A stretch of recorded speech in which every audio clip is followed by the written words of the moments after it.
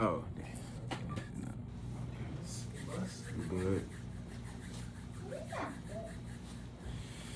All right, bro. So look, bro. Let's go ahead and hop in. Welcome back to the Heaven on Earth Society. Yeah, welcome back. Another week, Heaven on Earth. You know what I'm saying? Thank you for tuning in.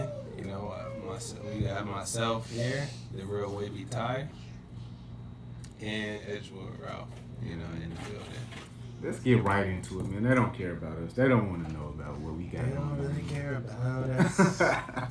Speaking of TOURE, apparently TOURE is about to drop a new project. TOURE, yeah. Lil Wayne says the Carter VII is on the way. That's what he says. It may not be called the Carter VII. Probably shouldn't be, given that the Carter VI was such a dud, and it will set expectations that are below where you want them to be, Wayne. Yeah, so the Carter VI came out in June 2025. It was not great. What's better, the Carter VI or Barter VI? Barter VI, for sure. Wow. Yes. Wow. Slime. Hey, Barter VI is a classic. Wow. Barter VI is a classic. Okay, man. Look, Carter VII. Wasn't looking forward to it. Yeah. Still I don't think not. Yeah, I don't think anybody, no disrespect to Wayne. None. He's Intended. a GOAT. He's, a GOAT. But yeah, I don't think nobody asked for this. I never thought I would see the day where I actually was not only unexcited for Wayne to announce, but somewhat trepidatious. I'm a bit thrown off by the fact that I might have to listen to a Wayne album this summer. When was that last Wayne album? Was that last summer? Yeah, it was June 2025. Wow. I haven't listened to it in so long that I thought it was 3 years ago, bro. I can't even, real talk, I can't even tell you who was on that album because, we actually reviewed it. We did. We reviewed Jelly it. Roll. Was it a Big Sean feature? Yeah, it was. I feel like it was a Big Sean feature. It was. Jelly Roll was on that same song. Dang, bro. I only know about terrible. that song. That song was called Sharks. Because I was confusing this with Carter V. Sharks live in the water. Yeah. This is all I know about the Carter VI, bro. I'm breaking down sharks in aquatic life. Look, bro, Wayne, we're not into it. Your new bitch, your new wife. I'm sorry. Tissue. Wayne. Tissue. Damn.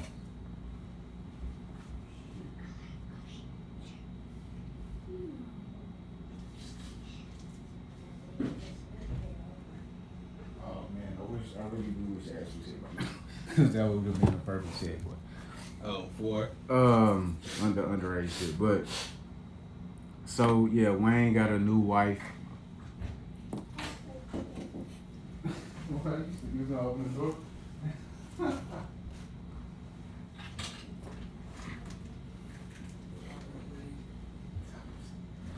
Ladies. Wow, boy. Good morning, good morning. Well, yes, good morning, good morning.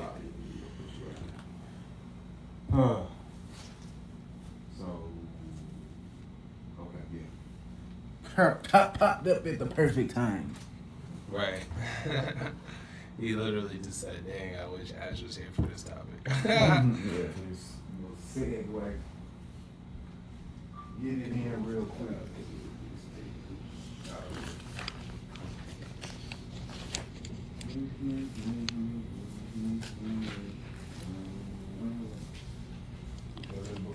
Before y'all touch the iPad, I need Jordan to read some. You didn't bring a book in. Did you bring a book in here? Excuse me. Did you bring a book in here? Yeah. She brought a book? Oh. Yeah, I need you to read before you touch the iPad. And when you do touch the iPad, I need you to learn first before watching any movies or playing. Good. All right. Oh, yeah, I never even thought about that. Something. You can put the back up for you because it's in. I'm glad you did think of that. Because that never even occurred to me.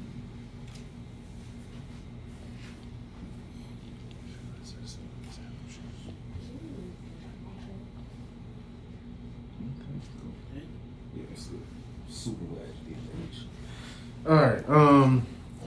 Yeah, man. So, boy, Wayne is dropping the Carter VII. He's dropping the new wife at the same time, man. The wife rollout is live. It's lit. Yeah. Sure Yeah. Congratulations to Wayne on the nuptials. Wait, Wayne's not the prize? Excuse me? What? Yeah. What I'm saying, I thought Wayne was the prize. Congratulations to the Carters. Oh, yes, the Carters. The Wayne on the marriage. I don't know the young lady's name, but congrats to them. Look, her IG, according to this. Oh my God. You know they gonna find. They gonna find. They gonna IG. find Shawty. They keep referring to her as a mystery woman in her 20s. Right. Boom. I don't It's so like that mystery woman in her 20s. That headline is crazy. So her handle on IG is apparently XO Maddie K. Okay. You know what I'm saying? Light skin, young baddie. Indiana. Hey man, yeah, from Indiana. Look, maybe she's Michael Jackson's relative. Shout out to Indiana. Shout out to the city, bro, the state. Yeah, I don't really. Well, Wayne is a goat, bro. relatively private guy most these days.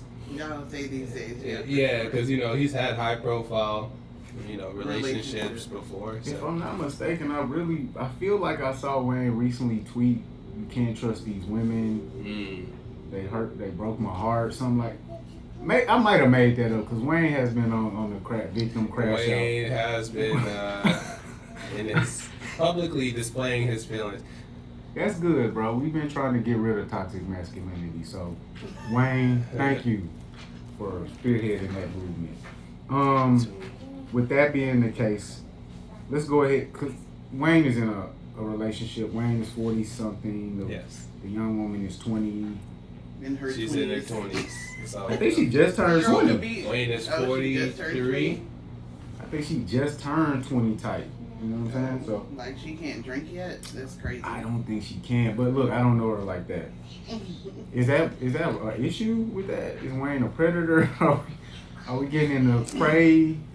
I wouldn't call him a predator, but I would say that anytime you have that big of an age gap, and I'm speaking from personal experience, it is just some negativities involved. So it's just a little bit offset on mindsets, it's a little bit offset on views of the world, and I would say that's one of those relationships that take a lot of work. Tell me about the relationships that take minimal work. What's the structure of that relationship?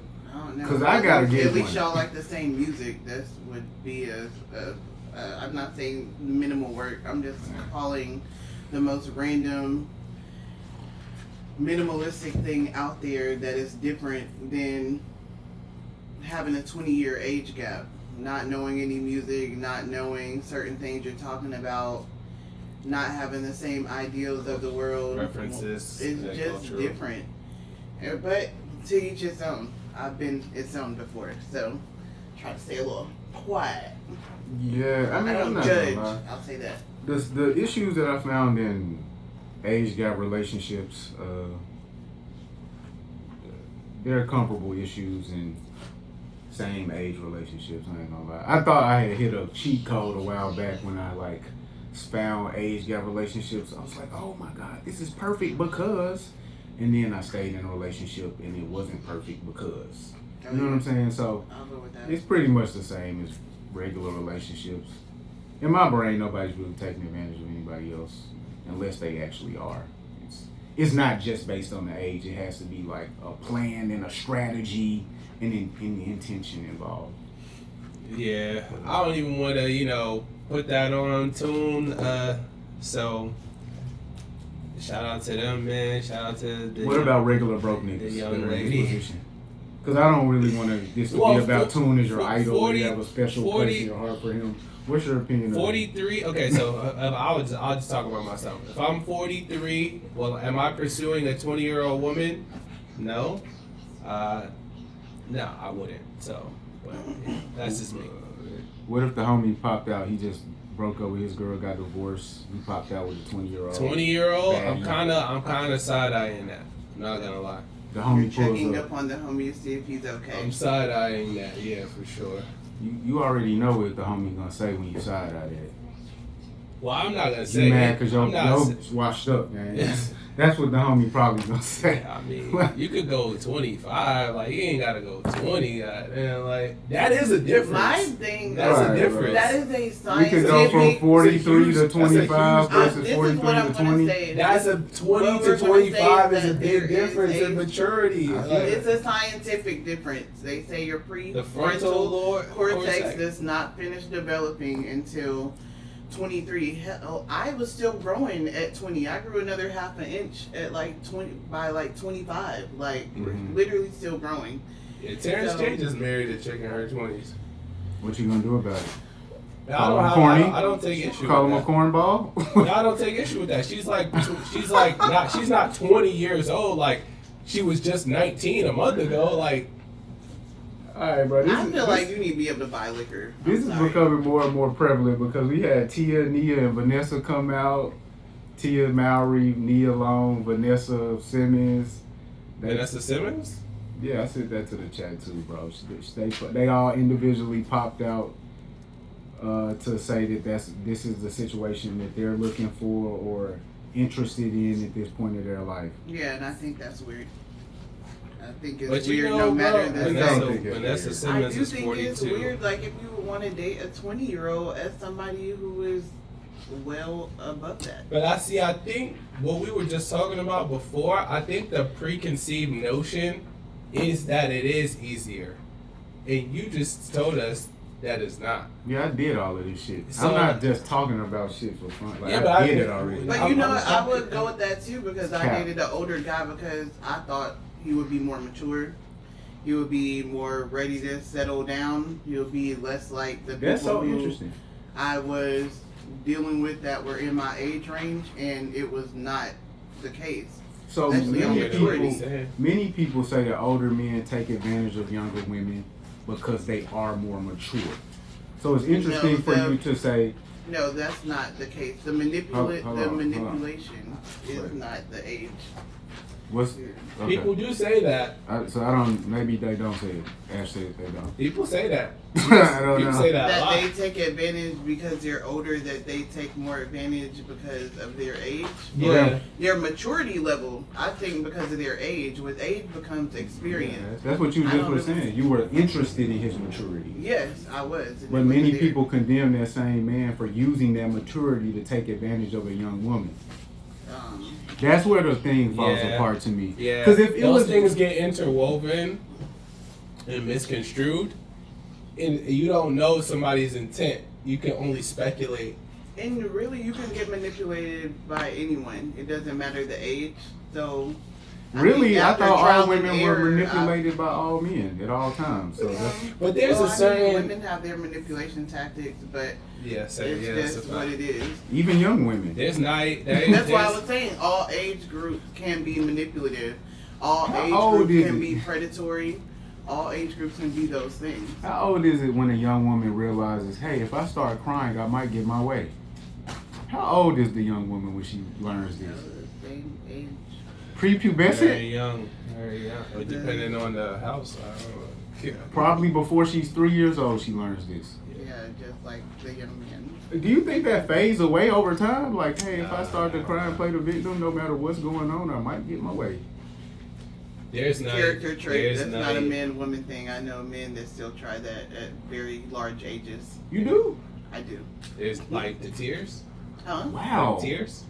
Bitch made What? niggas. Like tears. Yeah, like real tears because that's their last You resort. see this, bro? No, I heard about. I've never seen this in my I've life. heard about this. Like, No, it- last resort, like, just did something crazy. Oh, especially if you cheat. Drop a couple tears, talk about your past. That is a man tactic, yo, she Drop a said. couple of tears and talk She about the said- Hold on, let me, this is my question, right? As a woman cries on my shoulder, I'm prone to let her go. I'm prone to not hold her accountable. too. I never cried no tears because I fucked a new bitch and now my bitch is like, But that's let me pat you on the back, buddy. That's a tactic. That happened to you? You That's patted a real- nigga on the back and that because he is- was... You know Pat what I on mean? the back, no. You but gave him favor after he I- cried tears and he had cheated on you and done you wrong? I definitely did. I hate to say What is it. the favor you granted this man? You stayed That with he him or you told- granted him favor? Like, No, well, both. I heard him out what he was saying about his past and why he thought he was behavior he thought he was recognizing, blah blah blah. But then I started to realize a pattern when it happened more than once. Like I don't want to be like, oh, a man can't cry, a man can't realize his fault, a man can't make a mistake. So I did kind of go with it, but after a while it happened more than once, and I had to realize that it was a pattern, a manipulation pattern, and a character trait. Man, you know what? Guys, this is what I'm gonna say. Guys, if you're crying to your bitch like a bitch, stop right now. Please. If you're trying to cry to get out, avoid accountability, like the woman in this next video we're gonna watch, please don't do that anymore. Cause I'm gonna be for real. I actually have not experienced men crying to avoid accountability. I have certainly not experienced anybody giving a fuck about a nigga's tears to avoid accountability. Nah, the extreme version of that is like threatening suicide. Like men like say, "Oh, I'm gonna kill myself." Like, Or, or really you. Mm-hmm. I've heard all that. I've seen some things. Well, man. I'm gonna kill you is a threat of violence. That's not. It's a really threat the of same as violence, tears. but it's still manipulation. It's still. No, it's actually just a Done. threat of violence. I'm gonna kill Yeah. you, bitch. Like if you don't stay with me. But there is a level of naivety that exists when there is a large age gap. So that's what people tend to exploit. I need some more niggas in the room with me because this is getting ridiculous. We are literally when you now say focusing that- on how men use tears to avoid accountability, as though this is a larger example in the population than women using tears to avoid accountability. Oh no, it's not even, larger. but it's not larger. even comparable. It's It's not even comparable. No, I don't think so. But we've now been talking about men doing it for longer than we've talking about the people who we You see doing have it. some- Oh, I was just that was a broad statement. The naivety. I was just Any saying. question about niggas crying tears to avoid accountability at all? You asked, was it real? I was just saying that happened. So I elaborated. So you got a video to play? You said. Yeah. Oh yeah, we can watch the video of Dean the Great and we putting your shorty off. We doing that. Okay. Ashley says you wanted to weigh in on it at the pod. Yeah, I would like to hear what she said. Yeah. Do we need to because watch the video? I did watch a video after I read y'all's transcript back and forth. No, I said do we need to watch the video? No, not at all. No, I watched it.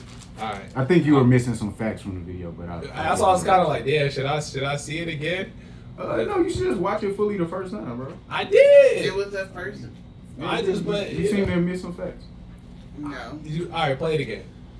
You don't gotta play it. You didn't miss any facts. I think he's trying to say you missed any facts because of how you responded. You basically said he actually was got some of the facts disrespectful. wrong Really? that he responded about. Yeah. Oh, I thought he just said at the end Well, it then was disrespectful. I don't want to. I'll tell you the facts Intro, anyway. so intro it for the listeners. For the listeners, Dean the Great got on the bus with the other one, was Adrian Broner, and Deshae Frost. There was an underage girl on the bus. Dean the Great told the girl to get off the bus. She didn't get off the bus. It became a loud back and forth of Dean the Great trying to get her off the bus and other people weighing in, and the girl not getting off the bus and crying tears. So I don't know. So yeah, so yeah, like you just said. I probably just muddled up the facts because now everybody seems a little confused. But did I get the facts wrong? No. I think you said they were all on a bus. Dean, Deshae, AB had some young women on the bus. One of them was questioned about her age. She refused to give her age. She was asked to then leave the bus, at which she refused apparently, and then she was basically cussed out, and talked to crazily by Dean. So this, which has sparked some back and forth discussions. Like some people feel he was well within his right to be visibly irate. There's no feeling related to this, brother. And then some people Rights feel are like rights. it was over the top. I'm on the side of it was over the top.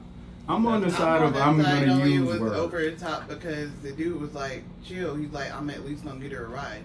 He's like, I understand his being upset and wanting to voice that, because at the end of the day, that young lady is not going to forget that discomfort that she felt, and maybe she'll think twice before lying about her age again, if she was even underage.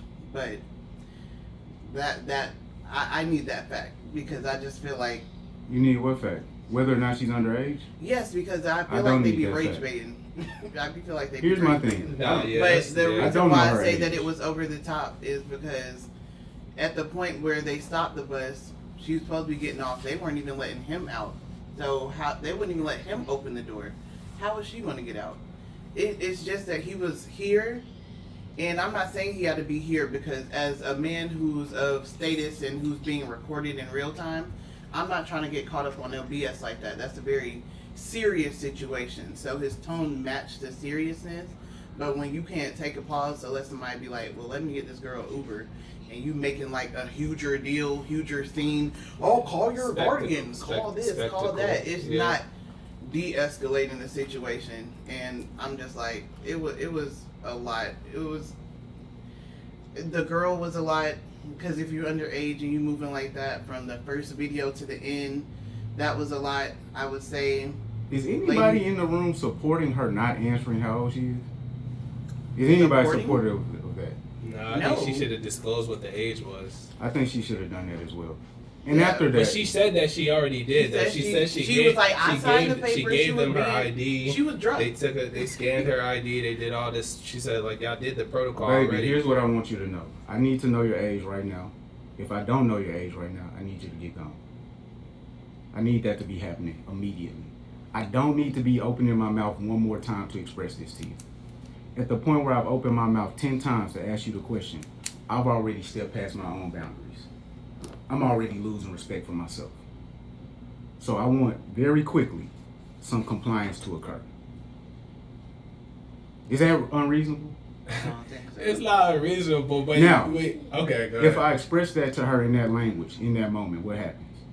But that's not how he expressed it, though. I'm asking you, what happens if I say that? If I'm deemed great, hey baby, I've said it 10 times, comply.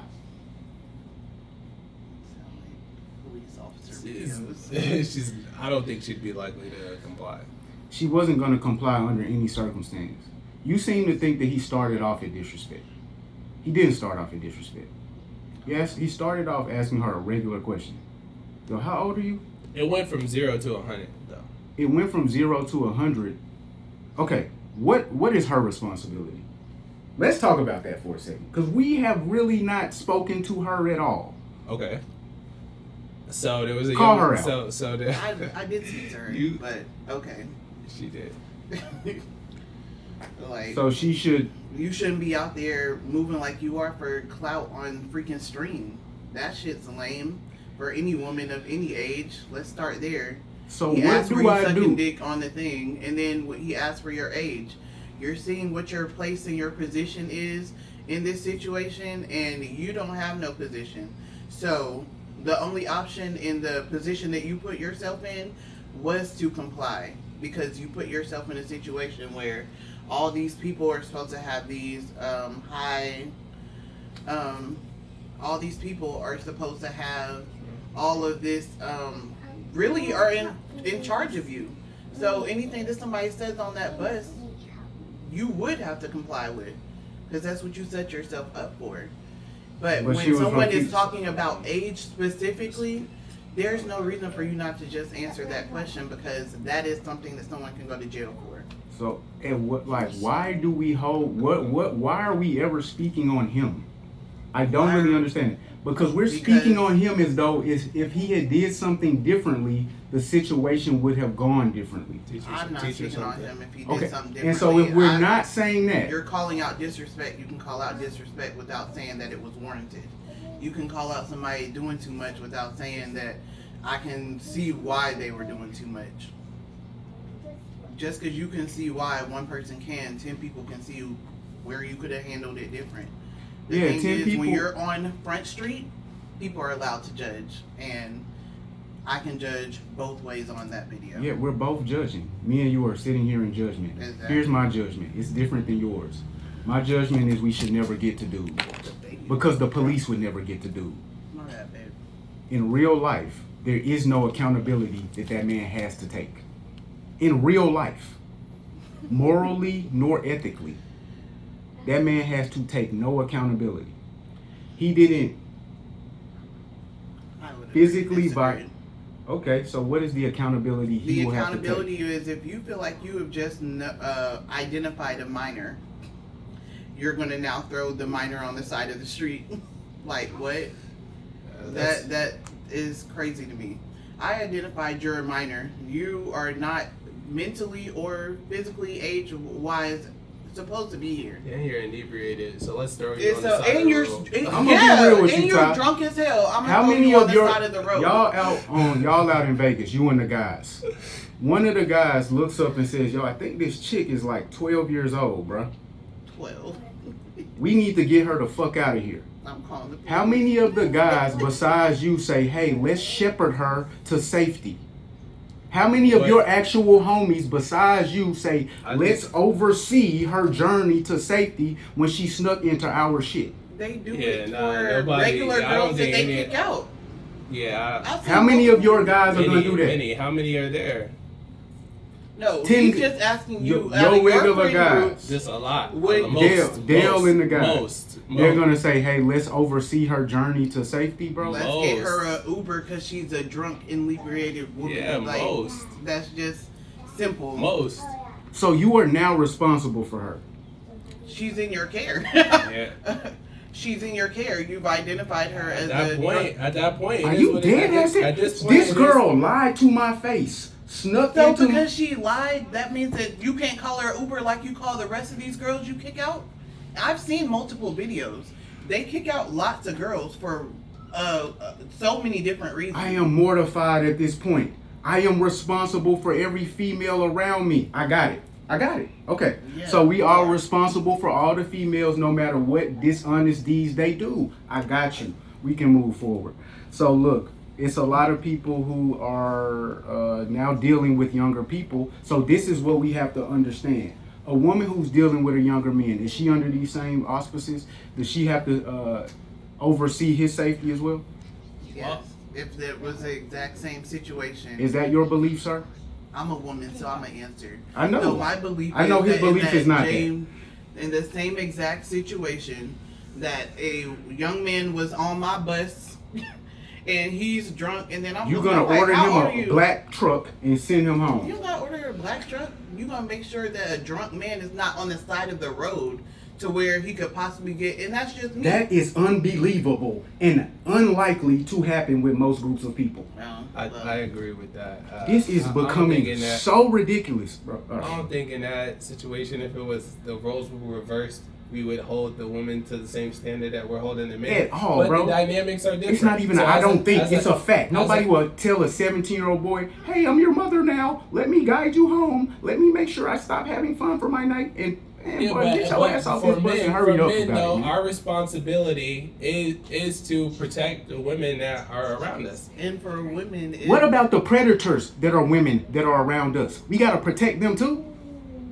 Y'all boys is getting protect the women that are predators. The girl is a clear predator, bro. She's using her pussy and her body to try to get something. Or you thought she was just there for the game? Let's say I'm gonna say she wasn't there for herself. The girl's a kid. She made poor mistakes. Should she have been there as a father? First of all, number one thought in my mind was, damn, like, what was she trying to serve, bro? Where's her father? Like, this is kind of sad. Absent. That this girl is unavailable. Is willingly saying she's willing to give these guys head on camera, like just conducting herself in this manner. And she's unwilling to say her age. Unwilling to say her age, right? All these things are extremely problematic. And she not cute. Let me throw that in there. Because it's getting ridiculous how quick, like these thoughts, bro, are getting out of control. So he had the right to be upset, right? And because she put his livelihood at jeopardy, right? This is a real fact. This nigga's real freedom is at jeopardy, and he got to oversee her walk home. Let me hold your hand on your way, With that same token, like I said, he could have had her. His bro said it. His bro is a lame ass nigga. He Frost is a known lame. But he did just say, "Bro, just chill for 1 second.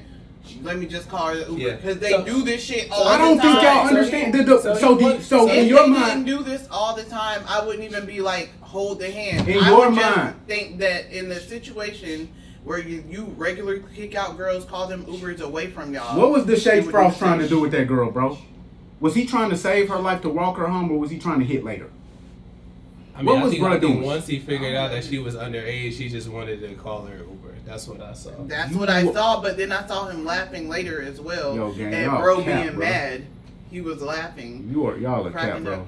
Oh, I guess y'all yeah, just. I know what I'm saying. So yeah, I mean, again, I think he went because he's on stream. Of course, I think he played it over the top, Whoa. right? With call your guardian. Bro, Yeah. You have school tomorrow. You a kid. Like all this extra shit. It was. Just, I think that it was just- good. You The said it only was thing- obnoxious. It was obnoxious. I think it was obnoxious. I think that it was something that young lady will never forget, and then maybe make better choices. So I'm not gonna say, oh, he should have done any of his outbursts differently. I just think that when bro was like, hey, hold on, let me just get her an Uber, it would been like, okay, chill. Let's throw this Let bitch me out go on sit this- on the let's throw side, this bitch out on the the way, side of the street while like a y'all cow. handle this shit, Let's because I throw done her- already let's set throw my this piece. bitch out like a cow. Put that He bitch just- on the he side of the just road like literally Gucci kept Mane and going. let's fucking go, Ridiculous, bro. ridiculous. But he was drunk Get too, this so dumb I'm bitch just off gonna my give him that. motherfucking property right now, bro.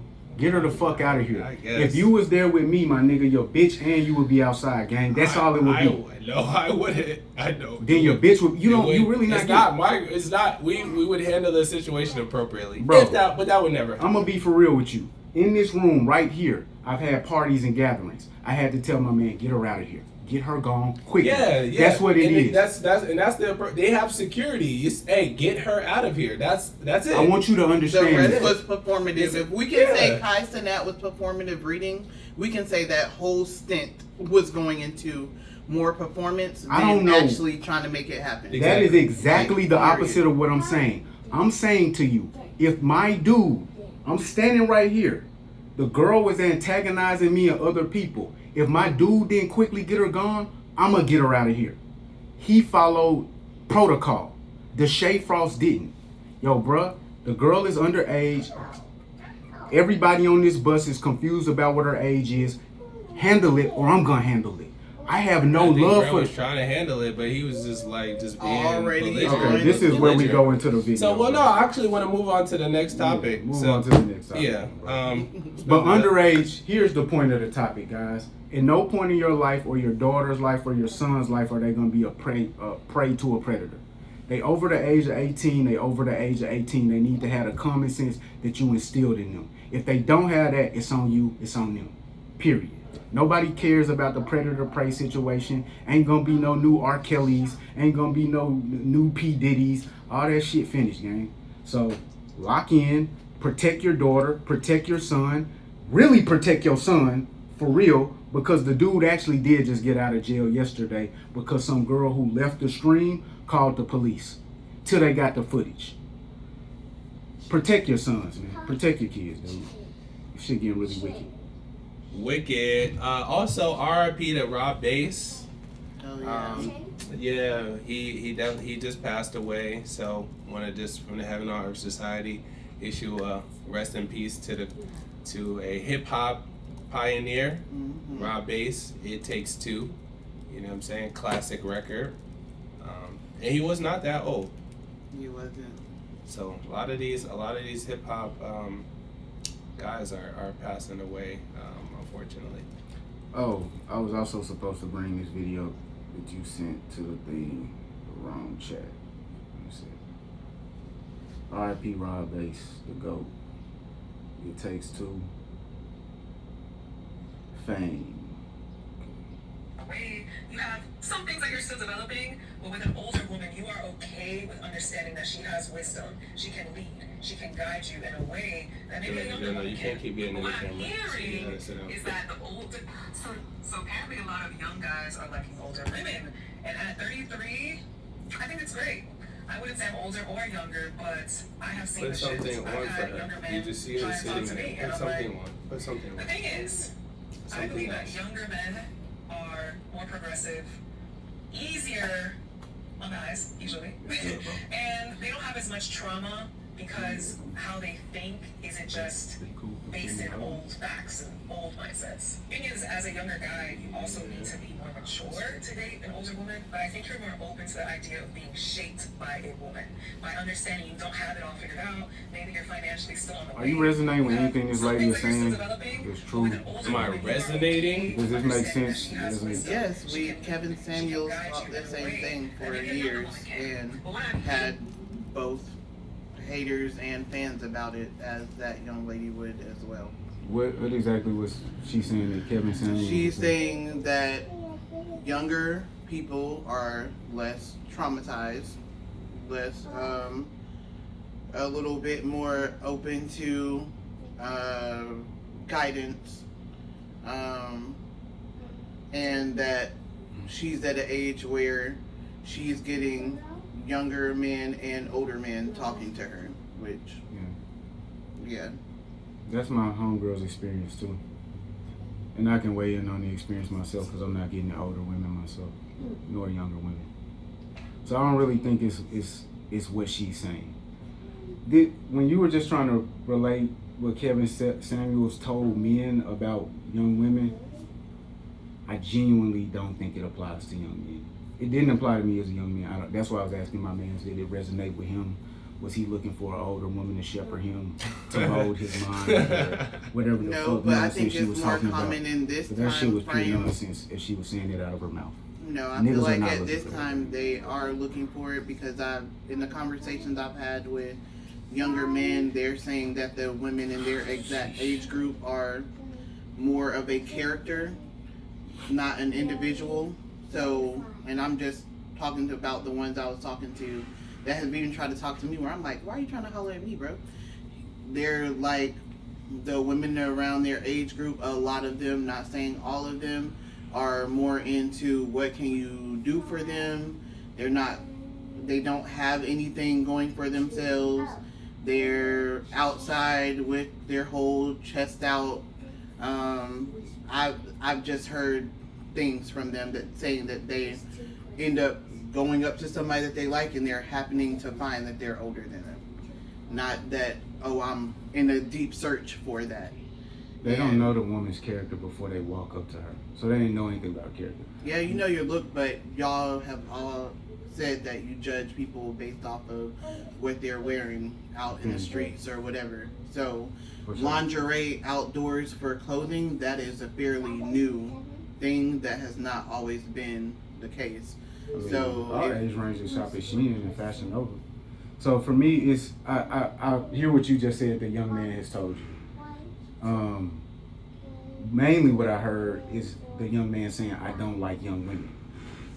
That was the main part of what you just shared. Yeah, I don't think he even don't like young women. I think he's getting tired of the young women. Okay, that part. The sentiment that you just expressed is the sentiment I heard. Right. Yeah. It really didn't speak to what he does like. It spoke to what he's experienced and he doesn't like. And as a man, what am I, 38 now? A few months ago, I had a young woman approaching me pretty persistently. I don't like the young women myself. As a man at the age of 38, I've also determined I don't really understand how to have a path forward with a woman in my own age range either, based off of my interactions with him. So I don't know that this young man is actually set for life as soon as he meets this older woman. He's just seeing a greener grass on the other side. But whatever she was saying about how he wants to be led and how she's the perfect, that was pure cap and just self-indulgence. That made no sense. You might be bad as an older woman, but young men are not looking for your character, babe. I'm sorry. I'm so sorry. You can say that, but at the end of the day, any man that wants to find a woman that does something or that has qualities that he likes, a man that wants to settle down, a man that wants a woman in his house, not a man that's okay being single, that man is going to want to see certain character traits later. She's not talking about off initials. We know what initial attraction is for a male every time. So once you go beyond that, what is there afterwards? So she was just saying her personal experience is that she's at an age at 33, which is not old, At all. where she is getting younger guys, like probably 20, 25-year-olds trying to holler at her, and she has the older guys option. She was saying that she likes it because the younger guys are the same thing. Almost, to me, that was just bleeding what I hear on the internet.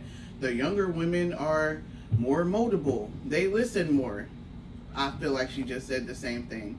And honestly, because men are so simple, I feel that it's actually more realistic for a man than actually the idea that a younger woman is all those things that people say that they are. Because a man, in my experience, men want simple things. They don't want complexities.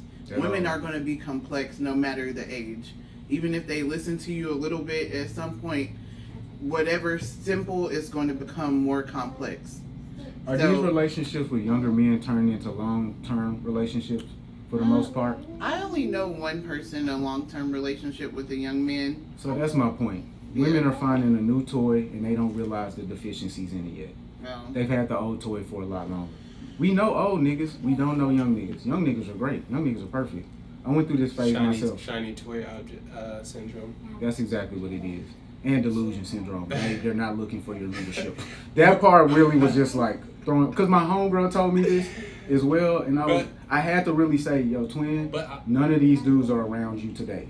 You know, but this thing, I'm not gonna totally discount that part of it, because I can draw one example of it, which is 21 Savage and Amber Rose. So 21 Savage and Amber Rose, that was a 9-year age gap. He was 24, she was 33. And the way that he described the relationship was that, like, she put him on to a bunch of shit that he wasn't doing before, like eating healthier, you know, new ways of thinking. So that nurturing comes from women. I can see it. It could come from a woman your own age. Yeah, but she has more life experience than him as well. In that particular situation, I'm not saying men are looking for it. How old is Lotto? We can't discount life experience. I don't know how old she is. For men or women. Something. So are we saying that we meet people throughout life who influence us positively, and that's good? That's a fact, yeah. Yeah, but like, what are we talking about? And this so is not a long-standing relationship. What I'm saying is that bro went to the slut walk with her. What are we? And what I'm saying is that he dated an older woman that was almost 10 years older than him, and she taught him a lot. She made a positive impact on his life as a man. How old is your wife? How old? 33, I think. How old are you? 35. She taught you a lot? Taught me a lot. I can attest to this. We can go ahead. There is no point that I'm making. I think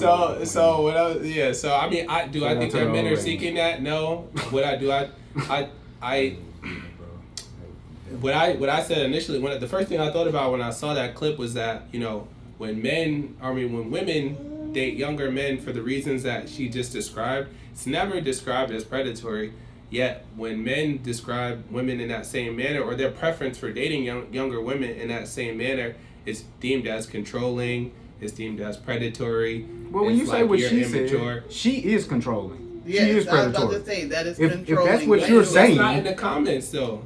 So this but is no, what it actually is, because some people, they were saying she literally just described what grooming is, guys. Yes. Yeah, like so people were saying that, but I just don't see the same, like, energy, you know what I'm saying? So, but why you need to see it if you have it? I have that energy. I don't need to see it from others. I be wanting. Just develop it. I be wanting it to be. Bitch, you a fucking. You be wanting a woman supposed to have. I be wanting men calling it out like they were calling out. Because every time an older man, and then that might not even be the case, like, you know what I'm saying? But it's always looked at like that.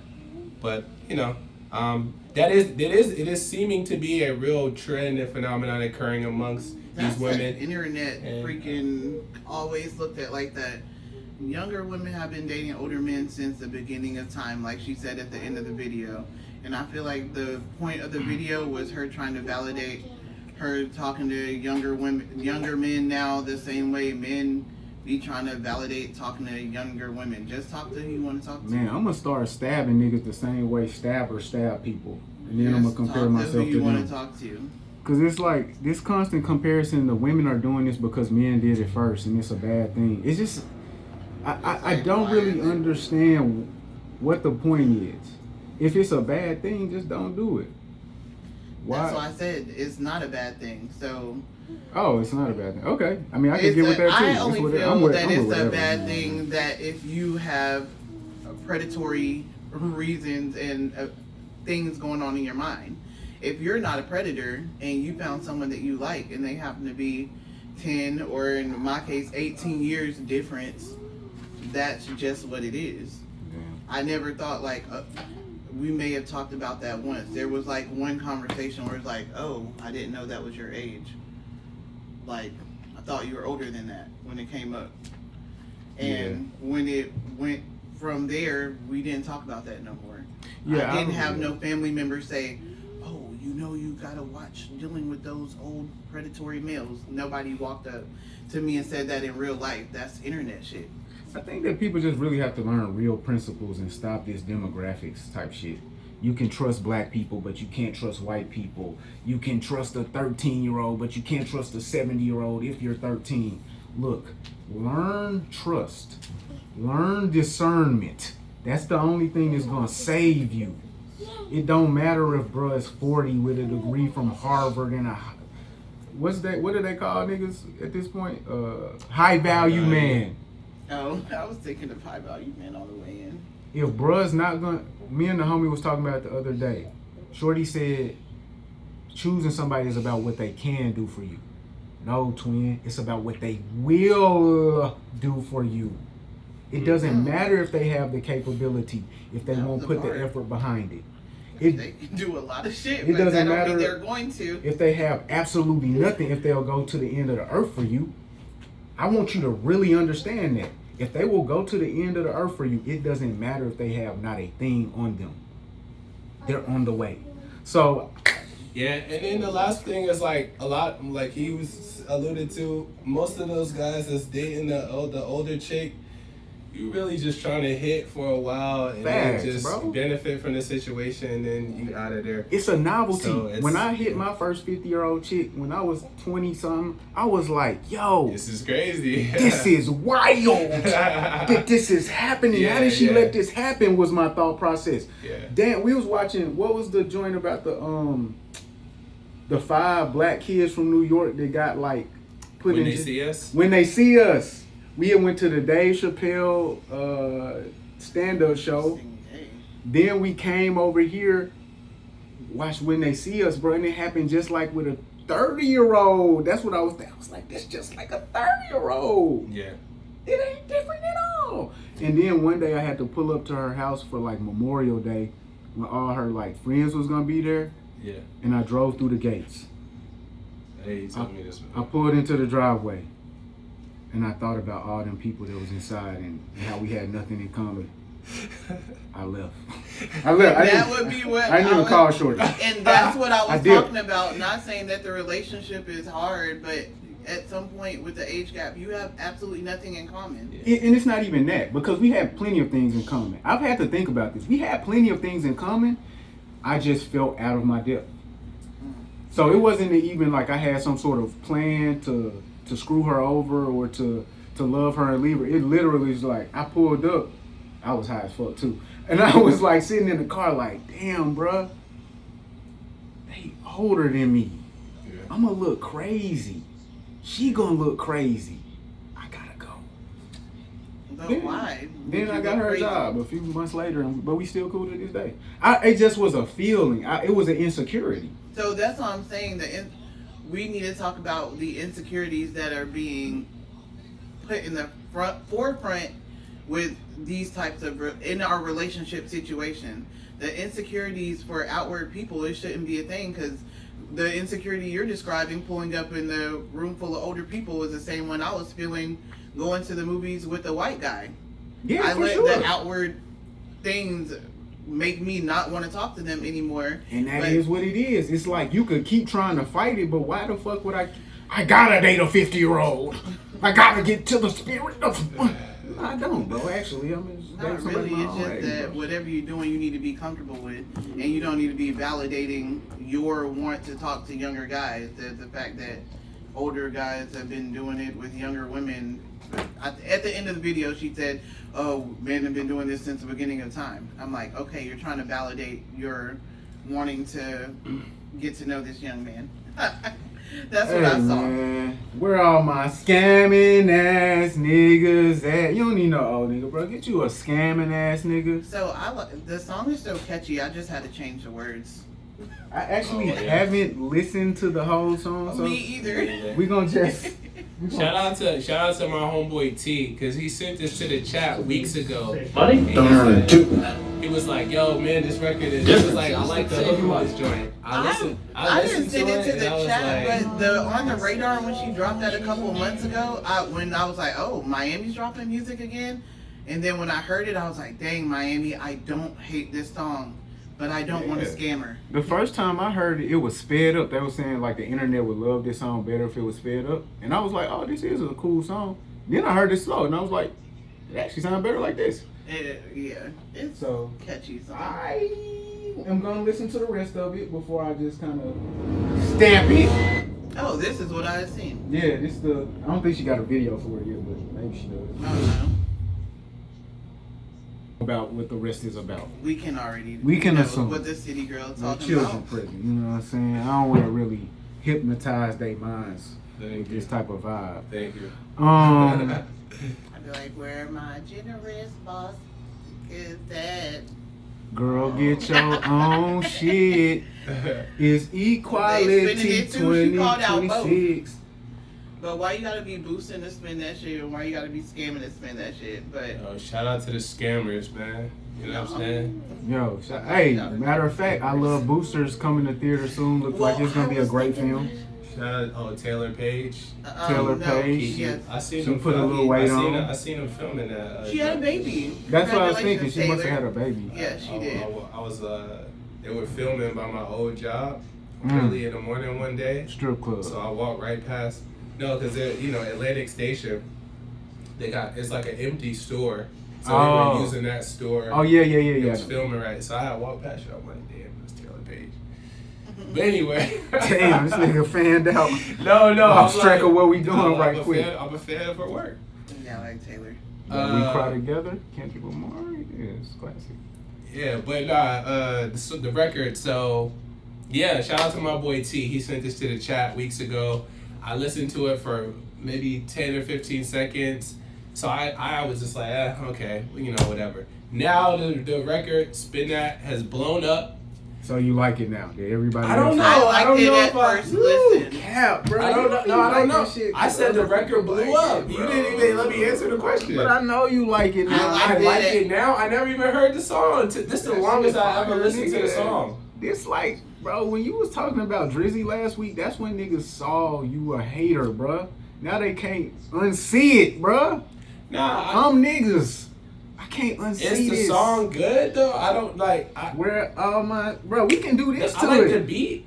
I like the beat. I like her voice. You can roller skate to Her this. voice was actually doing better than what I feel like usual. I feel like she's grown a little bit. Her I voice. feel like her that voice she is can her carry voice.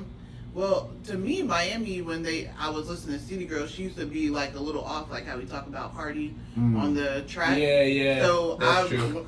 The first thing that I heard when I heard this one, I was like, okay, Miami, you rocking this beat. Like, this beat was for you.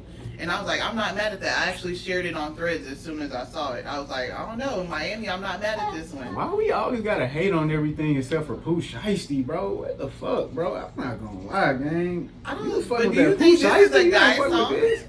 No, The guys do like the song, but I wouldn't think that this is a guy song. But It's a good song, yeah. I don't know. So the way that this record has been embraced, like, it's cool to see. Yeah, but I'm was shocked confused. with I'm that. confused. I'm a little confused. About what? About the embrace of this record? Yeah.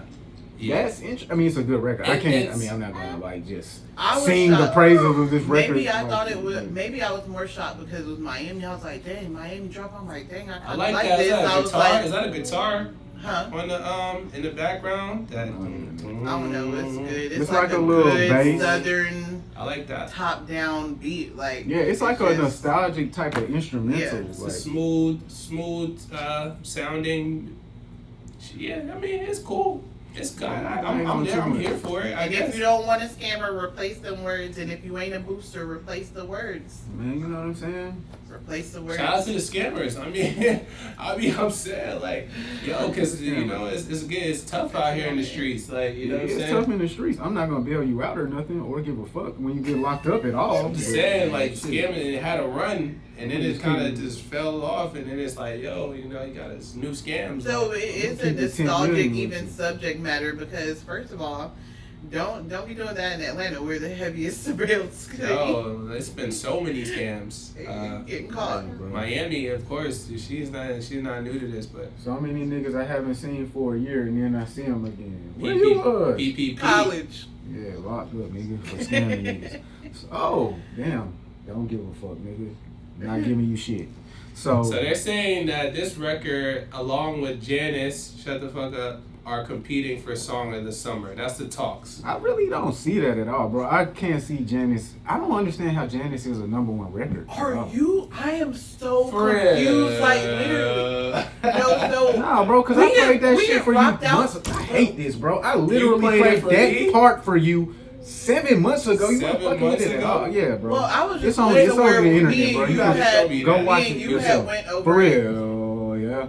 Because That's we were just how I jamming feel. to it. I did like it. I didn't like the hook as much, but I liked No, how when Drake I was listened to flowing the on it. album, oh sorry. Oh, I was like, I didn't like the hook as much, but I like how he was flowing on it. But I did not think it was going to surpass like the other songs on ICEMAN. It's literally under one dance on Spotify. It's like his third famous. It's his third top played song, and I was not expecting that for that joint. Banger. Was not expecting that for that joint. I actually think this is the song of the summer. I feel like people are just trying to force a Drake record to be the song of the summer. Yes, I would People go with that. are clamoring. But would Song of the Summer yeah. be like popularity? I think that Janice Shut the Fuck Up, whatever.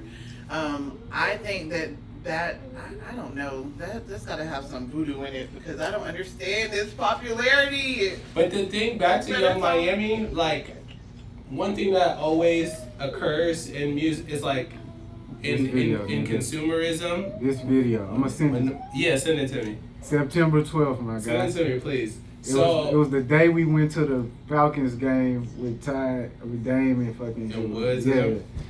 The thing that always happens is whatever the girls like, the guys somehow find a way to like it. What are you talking? Nigga, that's you, nigga. You No, find a way. no, I don't usually like nothing that the girls like. That's usually what women You said. never That heard a women man set talk the trend. about, oh, we like this song, but Women this is how set- the girls act in women the set club. the That's not trend. men. That's bitch niggas, bro. No, women set the trend, bro. And I'm gonna be for real, nigga. I don't know no nigga that let a woman set his trend.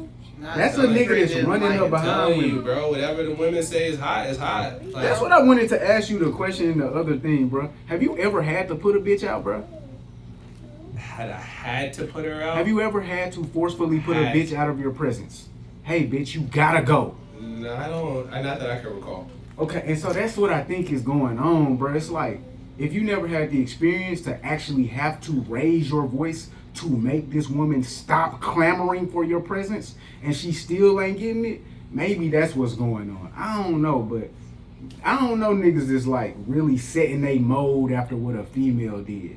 I know it's very like, yeah, just women set the trend. So we've seen it with anthems, Glorilla, all the stuff. What niggas is singing Glorilla anthems, bro? Are you serious? Glorilla was definitely heavily popular amongst the men. I guess Yeah, a nigga is really gonna say I accept Glorilla more than the other female. Glow. When have you seen a nigga running around singing Glorilla anthems? All the time. Okay, alright, cool. All of you niggas singing Glorilla anthems, you are weird. That's weird, nah, yo. What is they singing? I ain't got no nigga. It's Friday. I ain't got no nigga. What the fuck are they Glow. Yeah, Glow was a big one. What is the chorus of Yeah Glow? 7 p.m.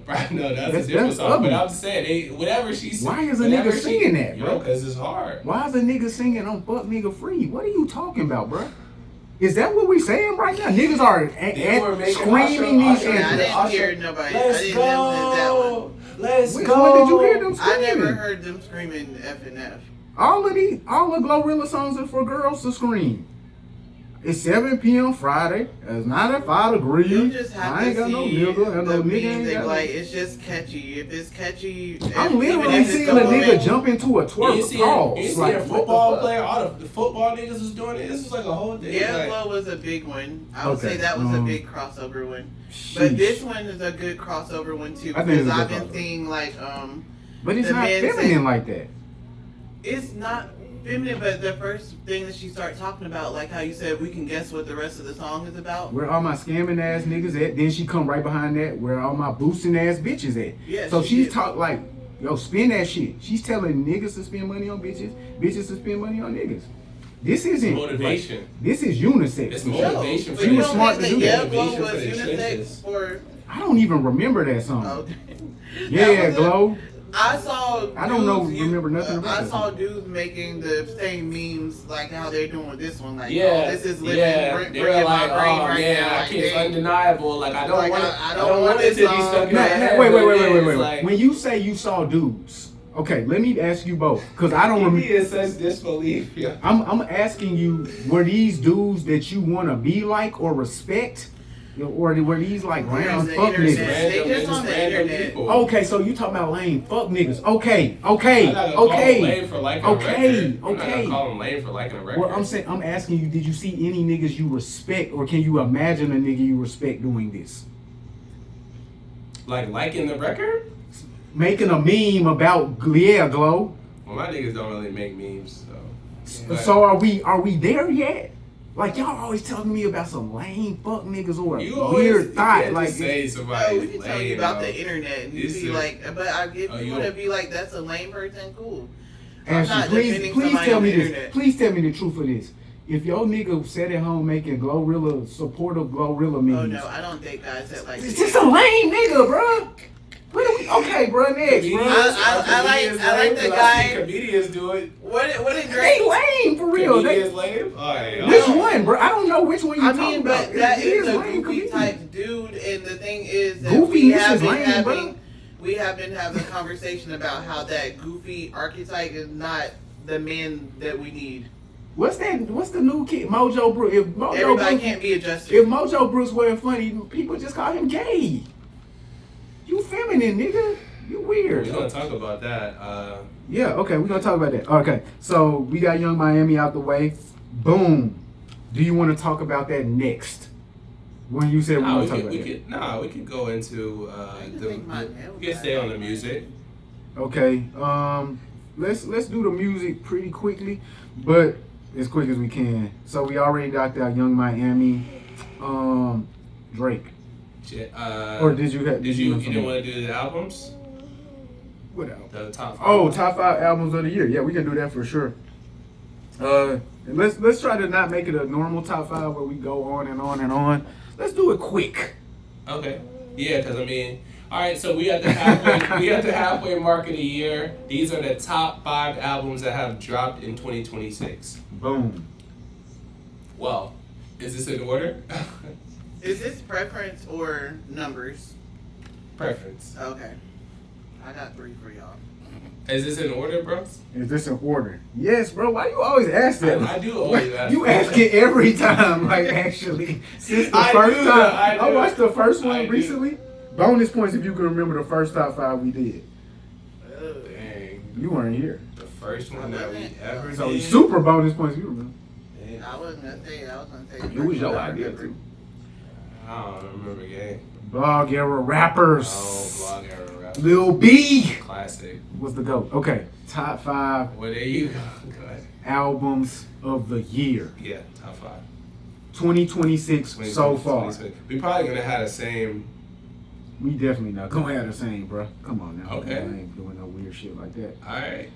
All right, Ash, did you do your top 5 albums of Yeah, the year? y'all can go first. Okay. Ty, Yeah. just let's straight up list them. Just list them. List them. If I have any quibbles, Okay, just in order? Right, yes, again, yes. All right, Don Toliver, Octane. All right. Baby Keem, Casino. Boom. Drizzy Drake, Iceman. We got Iceman #3 album of the year. J. Cole, The Fall Off, #4. And #5, Kanye West, Bully. Wait. I think you listed them 1 to 5. I thought you were going 5. Oh, yeah. Okay. 1 to 5. So, Yay Bully, #5. Yes. I wish he would come bully your ass right now. That's crazy. And he really just got in there, pause, because it was like, it ain't really been that much niggas dropping for real. It's actually been a lot of tapes. I couldn't put the Baby or ASAP Rocky over him, so yeah. So, dang, bro, and I just realized that. So, all right, so say yours again. All right, Yay, #5 with Bully. The Fall Off, #4, J. Cole.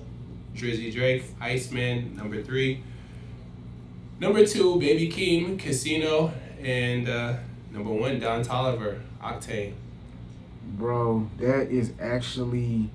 So you put Baby Keem over Drake, Cole, and Ye. For now.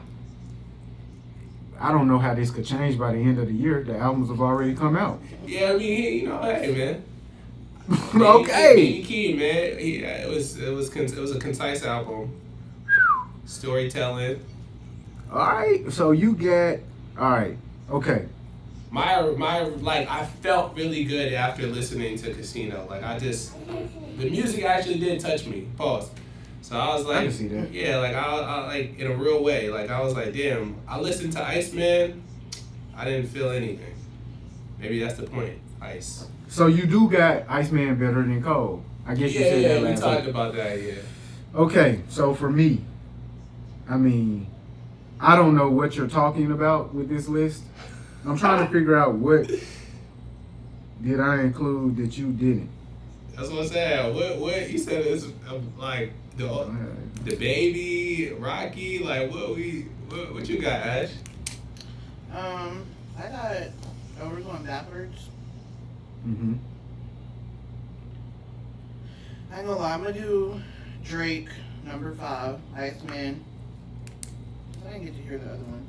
You did. Iceman Turtle. I didn't hear all of what Maid of Honor. Maid of Honor. I was liking that one too. I actually think I might like that one better than Iceman, but We I'm not gonna sure. get into that, Ashley. Okay, whatever. So They on task. Which one?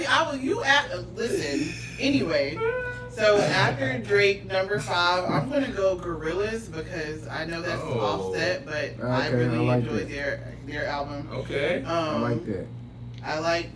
Then I have Isaiah Rashad. I knew you were gonna do that weird shit, I was gonna bro. put him in my top 3. I'm This sorry. weird guy, this him. bisexual guy, I liked man, it. is like struggling. I do hate in that part, sexuality. but I do like Isaiah Rashad. Oh my. And What's your favorite song on the album? Hell no! Don't say you. Actually, fuck no! You got a favorite song, bro? No, I was sure. I didn't even know that nigga made any songs on that album. Oh I my thought all God. of that shit was straight up oh my god. instrumental. One that's going trending right now is Can we go outside? Anyway, I don't know the name of that, Sure, but I can't did even think sing the the album as a whole was well put together to me. I did like his truth in it, even though it's not the truth that I'm going to continuously listen to on certain tracks. But I like Isaiah Rashad; he's a good artist to me. Okay. Baby Keem was my #1. Okay. And then I really Keem Wasim. I don't know. That's really all I got. I had Bully on Who was here. #2? I feel like I did them wrong. Bully might have been #5, then Drake. No, yeah. I'm sorry. So- Bully, Iceman, Gorillaz, Isaiah Rashad, Baby Keem. Bro, I'm not gonna lie, bro. Put Isaiah Rashad at #2. You actually right. He is some shit. That is some shit. I think that Isaiah Number Rashad 2. had a good, Stinky. solid Gross. album if you can get out of the fact that you are a heterosexual male that does not want to hear about gay No, I never. Before I ever found out Ain't put that. that boss man D-Lo. Before I found out that was shit. the I don't homies listen to that Boss pay Man him. D-Lo. Yeah, funny, you know. I couldn't do J. Cole because I still ain't listened to the whole album. That is so. crazy. That is crazy. No, I really didn't like Isaiah Rashad before I found out he was gay. Oh, I didn't okay. like the music. It's just Okay. he said something that Kendrick told him. He was like, "Niggas ain't trying to put together puzzles as they do song raps, nigga." He said he hated Kendrick for telling him that for Yeah, I years. saw that. It's like, bro, we're not. I'm a rapper, bro. I'm not even trying to get into your shit, man. So it's too much for me. Shout out, we are over 1,000 views on that Isaiah Rashad review though. So it's every day more and more views added up, more and more comments. You gotta, you know, Because the you gotta last album he speak. dropped was like the top album of that year before he went down bad. Never could ever agree with that. But we're gonna. I go mean, ahead no, and just numbers wise. Numbers Numbers-wise? wise, yeah, That's numbers wise. impossible. When he dropped that album, It was that the year, highest selling It album. was not That's the highest impossible. selling. It was just the highest streamed album that year. That's Impossible. Actually, this is impossible because we're I'll in look the it up. I'll climate find of the facts. Drake, I'll send it to you. Kendrick, and Kanye. And no, that's Drake, impossible. I don't think Drake or Kendrick Nigga dropped that SZA year. outsold that nigga that year. Nigga Chance the Rapper outsold that. We gonna look that up, but let me Yeah. do my top 5. Here is my top 5, cause y'all are tweaking, and this really is like y'all making it too obvious that it's hate. Y'all making it way too obvious. Don Toliver has the number 5 album For 5 album. of this year so far. You didn't put Toliver on your list. And I really don't know why, but I needed Gorillaz there. I If fuck you- with that. If you really want to, we could take Isaiah out. We can tie Not him from with number Toliver. 2. You put him at the number 2. You No, can't but take I him. got I'm not Don gonna Toliver, disrespect my but the man. thing is, I definitely enjoy everything Don Toliver. I'm No. probably one of his biggest fans. Your list is set in stone now. Like that new Rick Ross album is Rosé. dropping soon. Rose. You see how we do the product placement, Rose? Hit us up, man. Set in stone. Come sit with us. And we're willing to hate on Drizzy with you. And we're willing to pop up at the car show and do a live podcast. So Hey, And at the wing stop and get some wings. Yeah. Eat them. no cap. No cap. So look, Don Toliver's number 5. okay. ASAP Rocky is definitely number 4. He's definitely on the list. I don't know what's wrong with you. But you know what? Yeah, I So like that album. okay, so in I could the tell. defense, I did just start listening to ASAP Rocky the other day. I'm about halfway through, and so far so great. I like it, That's what I'm saying. but I didn't finish, so I want to be on ones that I completed. But number 3 is Casino by Baby King. Number 3. Baby Kim really did a big one to me. Number 3. He did. That's great. Number 2 is obviously Bully by Kanye West. What are we talking about? Even with him not being his authentic self, you could still top him that way. Kanye West. Pause. In a while. Yeah. Kanye West could wake up tomorrow morning without an album having been planned, take a fart in the wind, and have that go platinum. So, bruh, what are we? We're gonna put J. Cole over here over Kanye West? No, Stop it. I'm not. That's kill yourself territory, bro. Number 1 is obviously Iceman. Well, you know, when J. Cole did drop Bro, you haven't listened to the album since the album came out. Let's stop. Born Sinner the same day as Jesus, Yeah, and I'm we know who had the better album that day. Jesus? Born Sinner, man. Come on, what you talking about? I'm I'm gonna drop the album same day as Kanye, just to show him the boys to men like Wanye. Hey, listen. Bro, Listen. The bars are on the nose, bro. Look, Listen. that's the top 5 albums of this year. Where we have a debate and a dispute is whether or not Isaiah Rashad should be on the list, whether or not Iceman should be number 1, Nice, man. whether or not J. Cole should be on the list because he's only on one person's list. Yeah. It's unfortunate. Nice man turn. What else?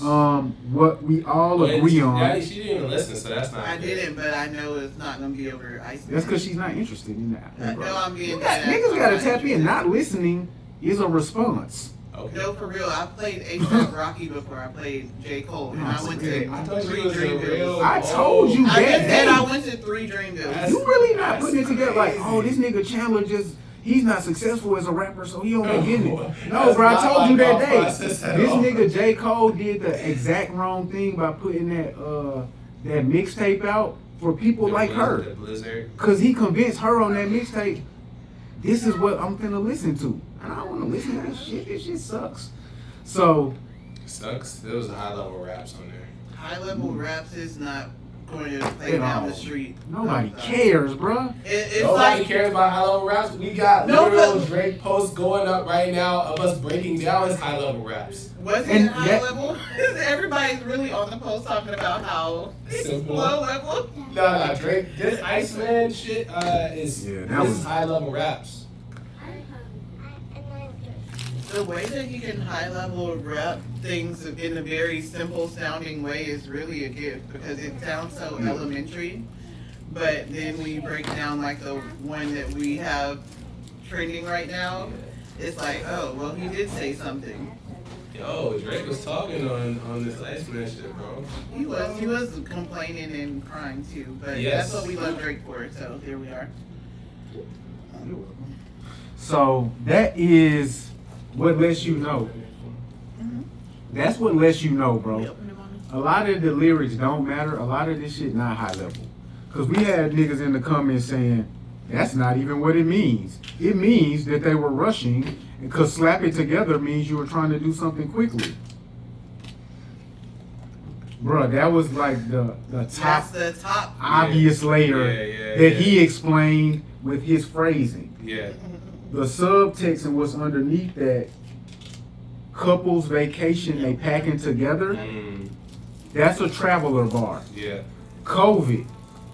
What did COVID stop? It stopped niggas from traveling, bro. So what we gotta do is understand is Dre is insinuating that somebody's gay. They slap it together. Okay. I didn't put that together till I started reading some of the other comments. Bro was like, my Scorpio mind went straight to sex. I said, what are you talking about? Because that makes no sense. So you have ICEMAN at number one? Of course. Okay. So there you have it. For number one, you have an ICEMAN. I'm very confused. Like, y'all buy into the same thing the audience does without, y'all talk to me every week. Nobody really truly understands that I'm very discerning. I'm not at all biased, and I'm deeply interested in what's actually going on. So you're just on the music. I'm not biased. I don't like him. I don't like his style, and I haven't for a long time. But when it comes to music, you will remain biased to not judge the fact that you don't like him specifically. You like the music. I'm not biased at anything. I'm not biased with the nigga's character. If tomorrow he stops tricking on women, I will stop calling him a trick. That's not biased, right? Biased is if 10 years ago he was tricking on women and I still was calling him a trick because of what I thought about 10 years ago. I'm literally looking at reality. When I call Meg Thee Stallion a whore, right? That's when she was whoring around. I didn't call her a whore anymore this conversation, did I? I said she appears to be playing the victim. I just speak honesty and truth. Sometimes the hard truth. And sometimes the hard truth is me reversing my opinion. Wow, that other stuff was whack. This time it's really good. A lot of people don't want to do that. A lot of people just like to stay in their same opinion because that validates their last opinion. And if they change their mind, that invalidates it. I'm not like that. Okay. I know myself, and I know when I'm right, I know when I'm wrong. So shout out to Drizzy, because he does obviously have the number one album of 2026 so far. What are we talking about? I thought we were talking about personals. Oh, you talking about personal favorites? Yeah, that's why I asked. Are we talking about personal on like impact? Me too. This is my personal favorite. This nigga produced 43 tracks. Of the 43, I like at least 20. Nobody else produced 20 songs that I like. In 3 albums in one, so he dropped them at the same time. What do you want me to do? Yeah, so ICEMAN individually, which actually, I mean, okay, we're gonna get into it, but if you would have dropped these 3 albums separately, Habibti and Maid of Honor, them shits would not have done well. I just gotta say that. ICEMAN, I'll do ICEMAN alone. They did not come out. Yeah, ICEMAN would have did well by itself, but if he just out of the sky dropped Maid of Honor the shit's not going up. Man. That's super cool. I don't care about sales. So y'all change to personal enjoyment. Personal enjoyment. On Iceman, there are at least 11 songs that I like. Are there 11 songs that I like on Octane? No. Are there 11 songs I like on Bully? Ish. But I like the ones on Iceman more. There are not 11 songs I like on Casino. There are only 11 songs on Casino. There are obviously not 11 songs I like on Don't Be Dumb. So, personally, for me, it weighs out. The Same, yeah, so. But personally, you like, what's your number one? I'm going to go with Don Toliver. That's your number one? And that's the one you listen to the most? Listen to the most? I probably listen to Iceman the most just in preparation. I listen to Casino the most. You listen to Casino. Okay, cool, man. I think that was a good combo. And, yeah, Don Toliver is right behind that. Yeah, for sure. But all of those are really good albums. I think it's a good year for rap so far. It's a good year for rap. Maybe we'll get Kendrick. But this is the only thing though, bro. Now that Drizzy dropped, Ye dropped, what could we even look forward to? Cole drop. What could we even look forward to, bro? No, I mean, I didn't think about Cole in that moment, bro. But you're right though. Now that he's dropped, big dogs is, you know what I mean? What do we really have to look forward to now? Like Pluto. Maybe we'll get a Drake feature. We've been talking about the snippets for quite some time. That is a fact. Leaks, That's true. That's true. He's got a feature out. He got another record dropping on Friday with Tyler for the FIFA That's facts, promo. Yeah. So Pluto is gearing up for a project this year. You're gonna close out the year with a bang. Pluto is gearing up. This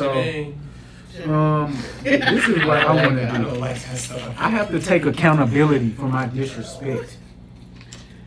I want to apologize to a list of niggas. Okay? Okay.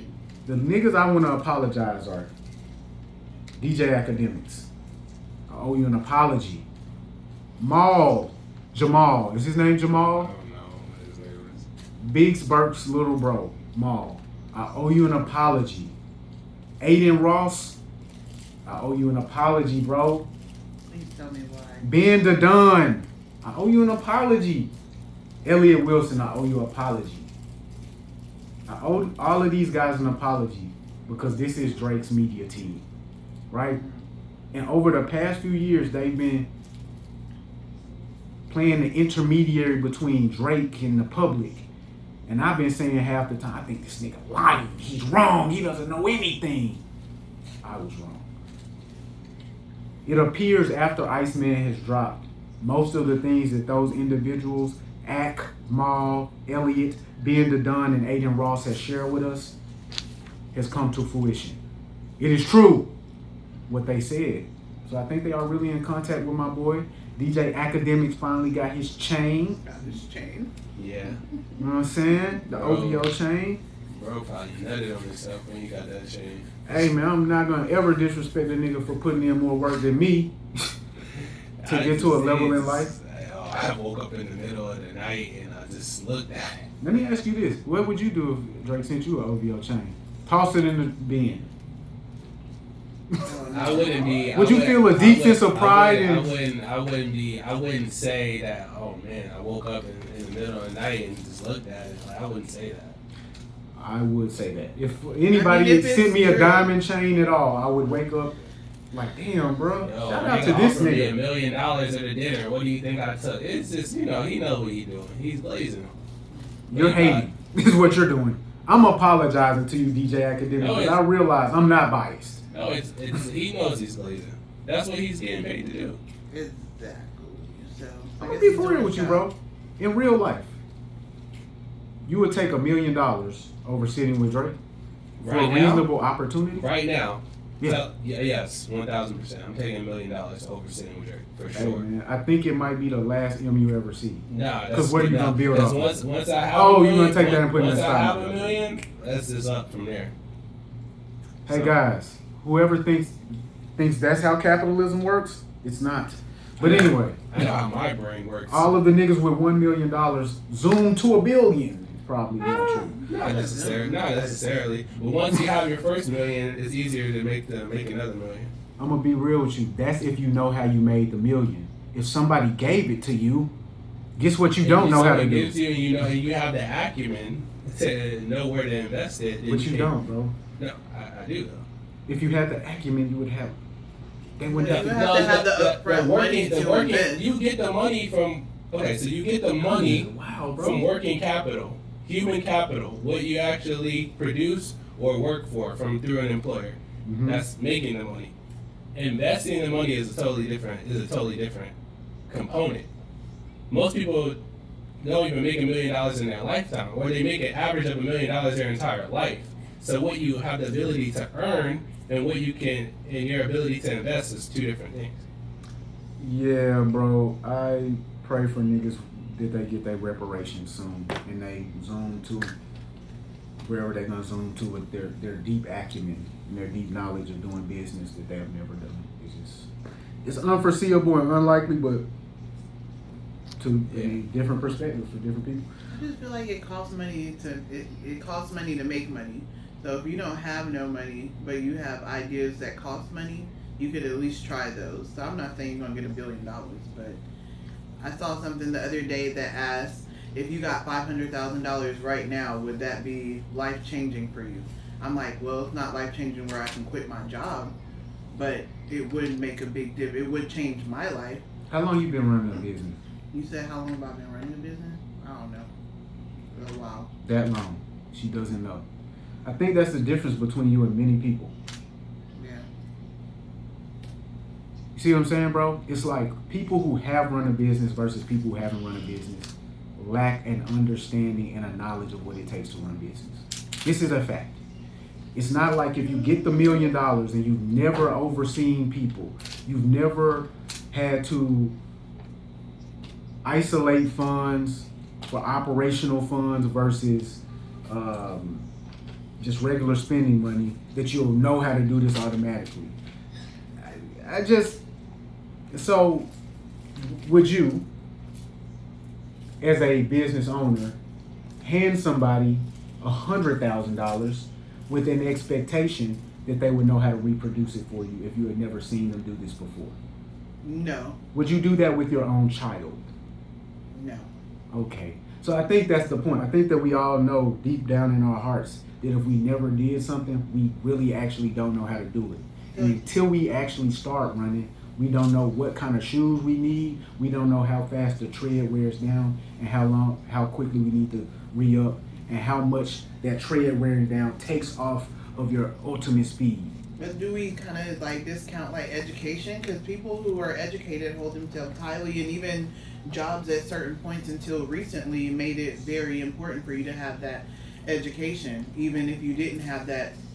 I know internships are also requirements some places, but some people are like, oh, we see the degree, you're good. And they may find that they're not good. I'm not really concerned with things that I don't know about. Here's a question that I have that we all sat in a training class at State Farm. Yeah. There were shining superstars in the class. When we got on the floor, were they the shining superstars on the floor? Oh yeah, not always. Not always. Most of the time, not at all. I was, Yeah, I was. What's your record at the farm, big dog? Record? Yeah, what's your Like sales for a numbers? month? Yeah, what's the highest I month you don't know, did? man. I know. just saying, mine. I'm Well, just I mean, saying, I I wasn't was that a great. standout in class, and when I got there, I was praised. And, See, I wasn't stand out in class, and I kind of did my thing under the quiet to where they were like, when I switched and changed my name from Ashley because I was on a team with 3 other Ashleys to Brooke. They're like, dang, who is this Brooke girl with the top numbers? Oh, that's me, guys. I was very silent and very late to class. Oh yeah, and you were very top of lots of things. The whole top of the top. So, Top of the So this is like, So- bro, you gotta stop this idea that the $1 million is gonna save your life, bro. You're gonna blow it quickly. I'm not gonna blow. Look at the stats related to lottery winners. Yeah, that's most people, not your boy. Hey, it's not about you, bro. It's about the average person. So if the average person gets the opportunity to sit with somebody who has business acumen, I don't know. But take the million. But Yo, Drake told you 500,000. I'll take it over there. I can't learn nothing from you niggas. Drake sat with Hov for 15 years before he said that. Yeah, exactly. Which is why it's not why it's a respectable bar. But okay, so you have identified some Easter eggs in this ICEMAN project. Did you want to get into those, or did you want to? Oh, we're on the numbers. Where are we at? Let's do the albums. So let's do the albums. The albums. The other albums we didn't do. Maid of Honor and Habibti. Okay. Let's start with Maid of Honor. I don't have much to say. What are we doing with those albums? Talking about it. Oh. So, I was shocked that I have talked. Let's start with Maid of Honor. Okay. I like what I've heard so Let's far. start with Habibti. Okay. Okay, so Habibti, I was definitely shocked to hear like from 3 people recently talking about that they liked Habibti and I hated it. Cause me and you were sitting there. We were like, what the hell? And I was telling my friends about our like review of it. I was like, dang, we both hated it so bad. I met like 3 people that were like, that's the Drake I know.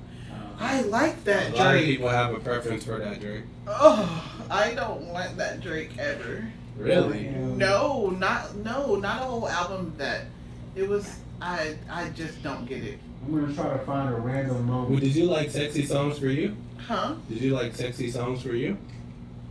Yeah. Oh, you wasn't fucking with that. Okay. I'm trying to think of other albums where he was. Did you like Friday Dogs?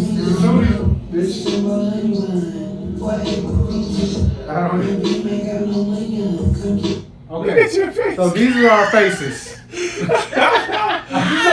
This is a completely random moment, and these are our faces during the random moment. Your daughter's even laughing. I know. I'm looking at it.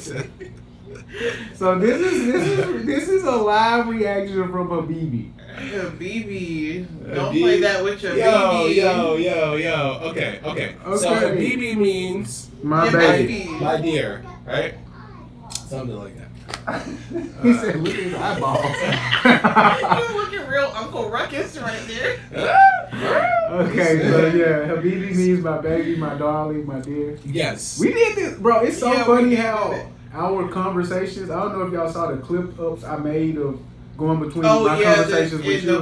We end up talking about the same stuff. Thing, yeah. So it's interesting. Man. I was like, dang. I'm like, I'm surprised you caught that. So you hated it. Why did you hate it? Because it was so slow. I was so tired. I literally was waiting for it to end. It felt like it was just pulling me down the road, chained to a car slowly. Dang. Bro, it was so dragged out. It was so drowsy, bro. It was so sleepy the entire time. That we couldn't get nothing, no beats. Bro. You wasn't fucking with WNBA? Like, come on. WNBA was decent, but it wasn't like, I'm not going to play it again, bro. I'm not doing it. I didn't add it. My mans called me literally in the middle of the joint. I said, bro, we listening to Habibti. Oh, yeah. Bro said, yo, it's this one part in the album where bro literally walks to the gas station. That shit is so trash. Literally, I said, all right, I'm going to talk to you later. We the next song. The next bar. It was the next bar. It was the bar he described. Man, that's okay, which is why I said if he would have dropped like part of the reason like this album's gonna go gold, right? The album's gonna do well. Yeah. Habibti. If it had dropped by itself, like it's fortunate enough to have dropped with ICEMAN. I don't think that's true. I think you think if it would have dropped by itself that you would have Drake on your top 5 list? I think yeah.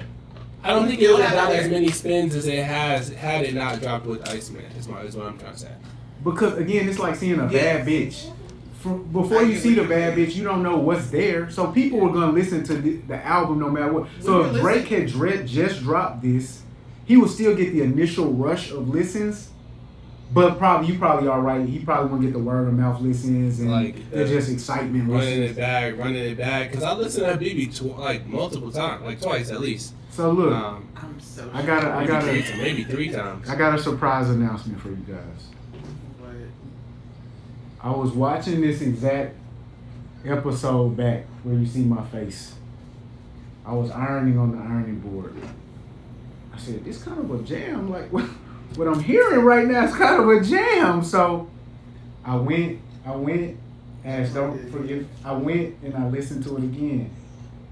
I said, "I think I like this." I cannot. I think I like it, bro. Like, but Habibti is an example of why I haven't been checking for Drake albums for a while. All right. Habibti is actually a good album. It's alright. I like Habibti. Habibti. And like I said, when on the last episode that like I enjoyed it first listen more than the first listen of ICEMAN, and it was because he wasn't doing the tough talk. Like, am I saying it's better? No, it's not better. But what I'm saying is this was like he wasn't the ICEMAN character, right? He wasn't dissing Kendrick. He wasn't taking shots at people talking shit.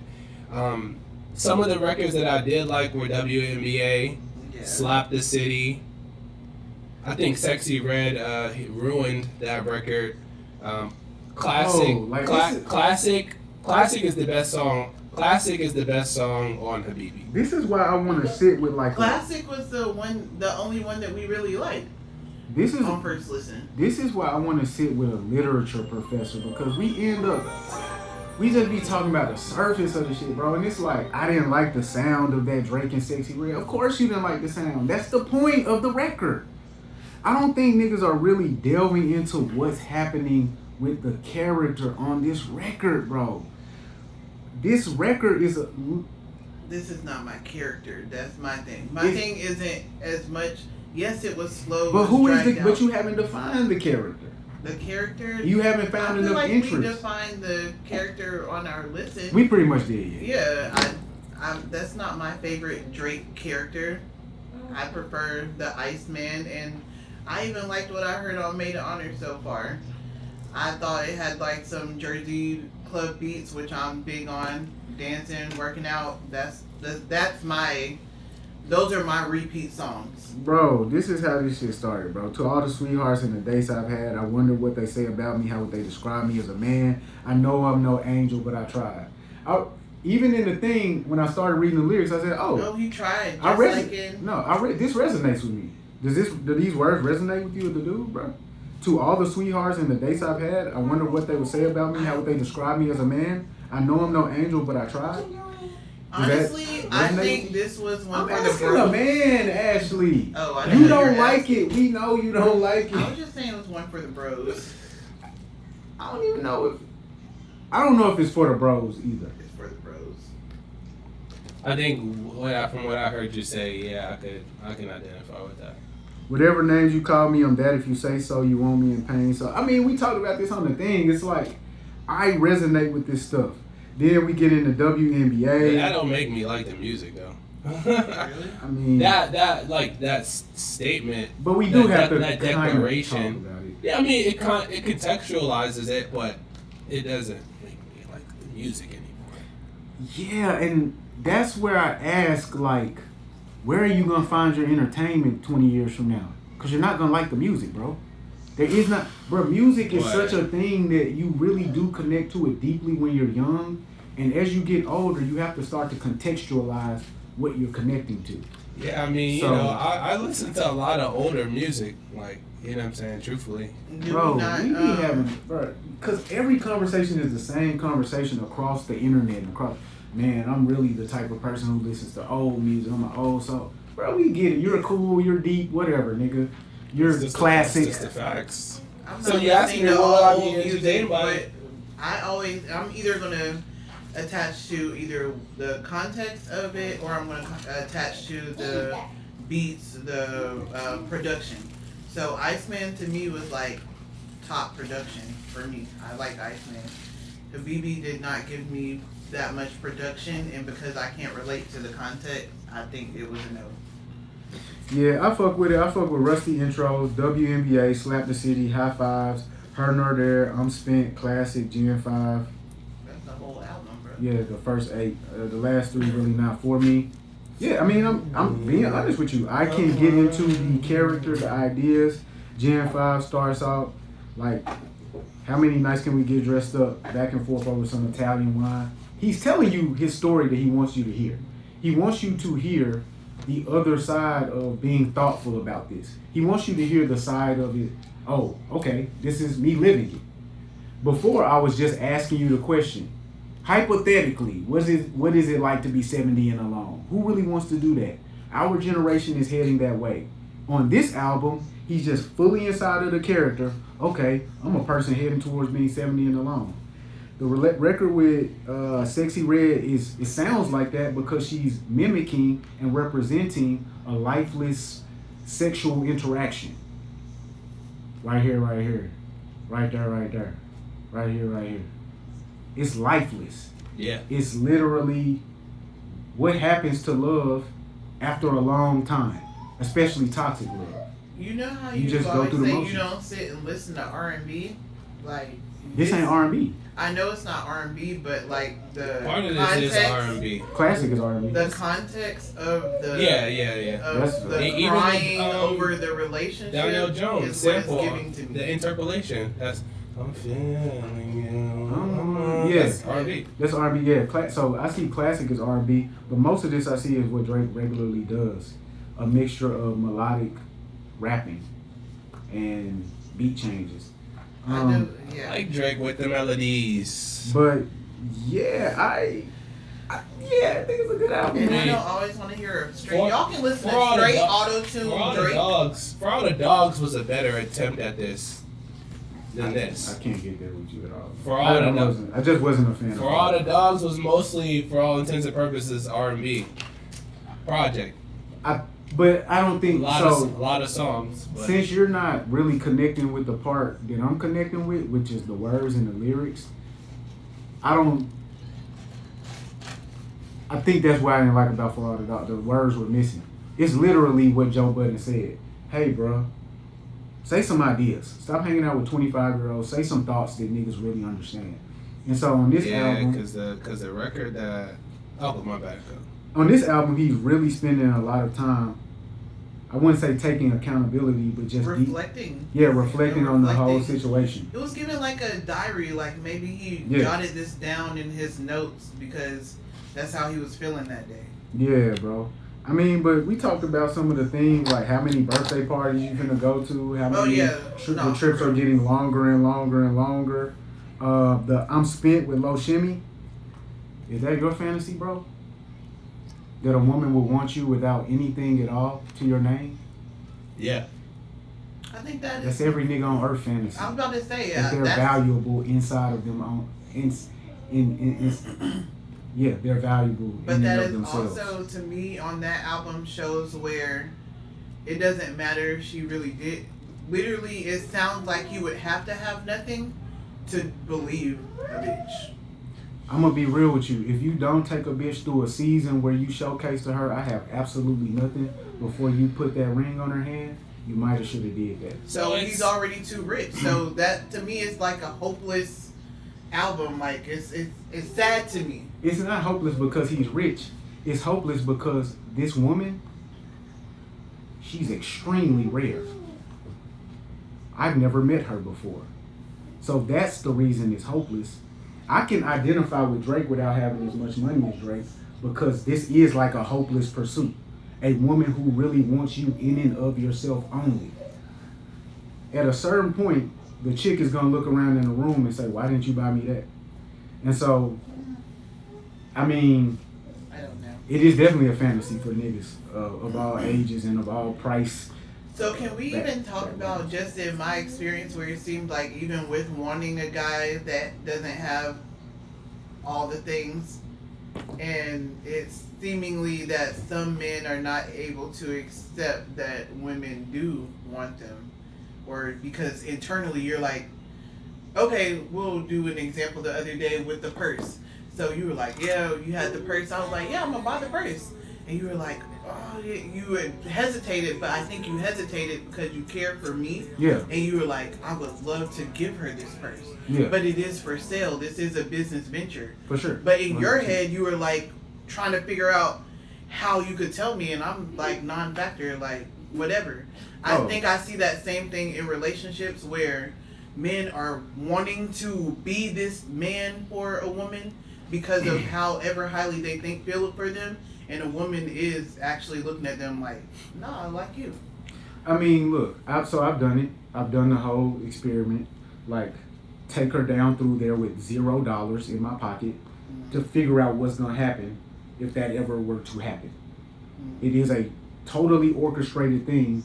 So I'm doing a whole experiment. I'm doing tests and controls. So I understand deeply what a woman is going to do. I know exactly what a woman is going to do. And it's not necessary. In the past, I would have just given you the purse. 2 years ago, I would have just handed it to you and figured it out. You know what I'm saying? I would have just given it to you and figured that part out. What I recently have started to understand is I'm the value. Even beyond that, you're talking about your side. From my perspective, oh, you're the prize. No. My perspective, I'm on. There is no prize. There's a relationship. The relationship. Well, no. So that's on my perspective. I know you're playing, is but that I value you as a business person, as a friend. So why would I even come to you like that when I know that's what it's for? Yeah, my consideration is not what you're considering at all, because I'm making the decision myself. So I was just using that as an example. Yeah. So ultimately, what tends to happen with the brokest niggas, with the girl who do love them, eventually she gets to a point where she says, "Nigga, you're broke. This is not enough." Maybe she says it in frustration one time. I've seen it more where men are feeling away for being where they are, and then. Hey Ash, just hear this one part. Maybe she says it in frustration one time. I don't know, but whatever the case is, I would encourage that man not to work harder for that woman. He should have already been doing the work that he was going to output anyway. I would encourage him to leave her. Because at that point, when we're talking about finance and material things that you don't have, what does that have to do with me? Have you had those conversations come up just out the clear blue sky? What conversation? About not having... I'm personally not able to wrap my brain around where it comes to where you don't have enough conversation when it comes to money. I personally have not had that conversation with a man. You don't have enough money for me. I can't do this. So it's hard for me. You're going to have to tell me. Tell you what? Like, how does the conversation go? Yeah, how that came about. Like, was it an argument? This is how I'll tell you how it typically goes in a regular, everyday sense. The woman doesn't say, "You broke ass nigga." Da, da, da. She says, "You don't take me out anywhere. Why don't we ever go anywhere?" Okay. That's a regular way, an entry point conversation. So, whereas the man is thinking, I just had this conversation with one of my vendors. He was out with his wife, and she was at the spot, and she said, "Yo, this is a great spot. We should go on a date." She was dropping a hint for him. He's a white guy. She's a black girl. And I was like, "Yo," a few hours ago, I was like, "Yo, I heard that hint she dropped." He was like, "Bro, we date all the time." I was like, "Oh, okay, say bye." You know what I'm saying? Basically, she's telling him he doesn't do enough. Then his next thing was, "I'm a frugal guy. I pay my mortgage every month. I buy every food. Basically from there. I buy all the food she eats. I pay for her gas. That's enough." So ultimately, it can creep in. But I think as a man, you can tell when somebody wants something outside of yourself. Just like a woman, as a woman, you can tell when a man wants something outside of yourself. I think with men and women, sometimes your idea of people wanting something outside of yourself is a projection of how you feel about yourself. And I have not met many men that are comfortable in relationships when they're not comfortable where they are in life. I know that theory very well. I do understand that theory. I'm saying I haven't met them. No, I know the theory you're saying. Brother, would you be comfortable if your woman accepted only what you provided to her, though you could provide nothing more? Wait, say that one more time? If you provided $100,000 to your woman and she wanted $150,000, where is the pressure for the $50,000 coming from? Is it coming from internally or externally? It's external. Are you comfortable with providing only $100,000? In that moment, Yeah, in that moment. I mean, in my moment, I would feel the pressure. I would feel the pressure guess Where's the the pressure question- coming from my partner. So you're saying in the Because moment it where was she wants the stated? 150? Yeah. Okay, I'm talking about let's say she never comes to you about the 150. Do you feel inadequate at all with the 100? No. This is my general understanding of myself and other men. Me personally, I am happy with my output and my achievements based on my output. I'm extremely satisfied. Okay. And I would say I do put in a good amount of work and I give it But to the that's return. a different mindset. You are extremely satisfied. So I guess I'm asking the wrong people the wrong question. I need to talk to people who are dissatisfied with Yeah, their you need to output. go talk to some lame loser ass niggas who are in and of themselves not happy with themselves. Yeah, so that's That's what I'm who you're saying. describing. So I was describing that for men and women in relationships as a whole. If you are dealing with somebody that is not happy with themselves, you're going to run into the same issues. My bitch has never showcased any signs that she is unhappy with herself because she hasn't provided something to me. So I don't know if that's me or So I mean, for this record in particular, the premise behind the record is I can understand from questions about loyalty, questions about whether or not this woman would be with me if I didn't have money. Those are all like reasonable thoughts to have and express, and commendable thoughts to express. It's something that Drake has done throughout his career. I'm just not a fan of the record whatsoever. Yeah, I mean, and I get that part too. A lot of people don't like the record. Some people do like the record. I'm surprised a lot more people like it than I thought. Make me want to go listen again. Yeah, like Fab Probably on the way Fab to has a sleep to Fab have has a bad record like dreams this. about all my toxic relationships before I go to bed. Like he has a record on Loso's Way called "When the Money Comes, Will the Honey Stay?" Oh, yeah, I Will the remember gray that skies joint, replace the sunny days? Yeah. And it's like, when the money goes, will the honey stay? Like, it's basically what he's saying on this record. Is that knowing that you picked a honey that talked to you for the But money? he's knowingly doing that though. So that's the, Bro, are there that's any the- honeys that didn't talk to you for the money, bro? Yes. Most. I was about to Most. I was about to Most. say, we're not going to Stop sit here providing and money. we are not going to What sit here happens- and act like Bro, that what's gonna women are happen? Money, bro. I've been at a point where I wasn't providing money for Yeah. a long period of time. My wife was the sole Oh, provider. I'm so sorry. And because Well, we would have to weren't even married yet. We would have to get into some real personal shit. But I would really want to ask you deeply, was she a pleasant person for you during that time frame? And I'm not gonna have you answer that on camera. So that's my point, gang. Yeah, if you don't have any money, a Well, bitch might. the answer is yes. Well, you asked indirectly. That's what but- I'm saying. but- I hate when men be trying to act like there's no women that exist that's not reading your pocket. But I do want Every to. woman is reading your pockets. I'm saying, look, bro, you found the blessing of a woman. Nah, for sure. But here's the thing. There's many I- blessings out there, I guys. don't So know- stop going to the women that are knowingly upfront, telling you initially that this is what they're looking for and expecting a wholesome person. This is where personal conversations will have to enter the chat, and I'm not gonna bring them into the chat because we got people in the room talking about they never talked about no money to nobody, and that's cap. So Never talked about yeah, money. it's Who cap. said that? It's somebody. Okay. It's cap. No, All I right, said well, that it's I very don't have much- money it's conversation, 12:30. but if I'm Yeah, talking yeah. about a child, we're not talking about what needs of a child. That's a discussion. Talking about judging a person based off of the money that they did not have. Not dealing with that person based off of money that they don't have. I don't talk to people about their finances. All right. So you hated the Habibi. You really liked it. Yeah. I A week ago, you said it was better than ICEMAN. I didn't say that. We can move on. I said Today, you don't I like said it. what I said again verbatim Better today, than ICEMAN? which was the first. I never said that. No. I thought that's what he I said. said no. I said You said it's better than no. I ICEMAN. didn't say that. I watched it. I just watched it.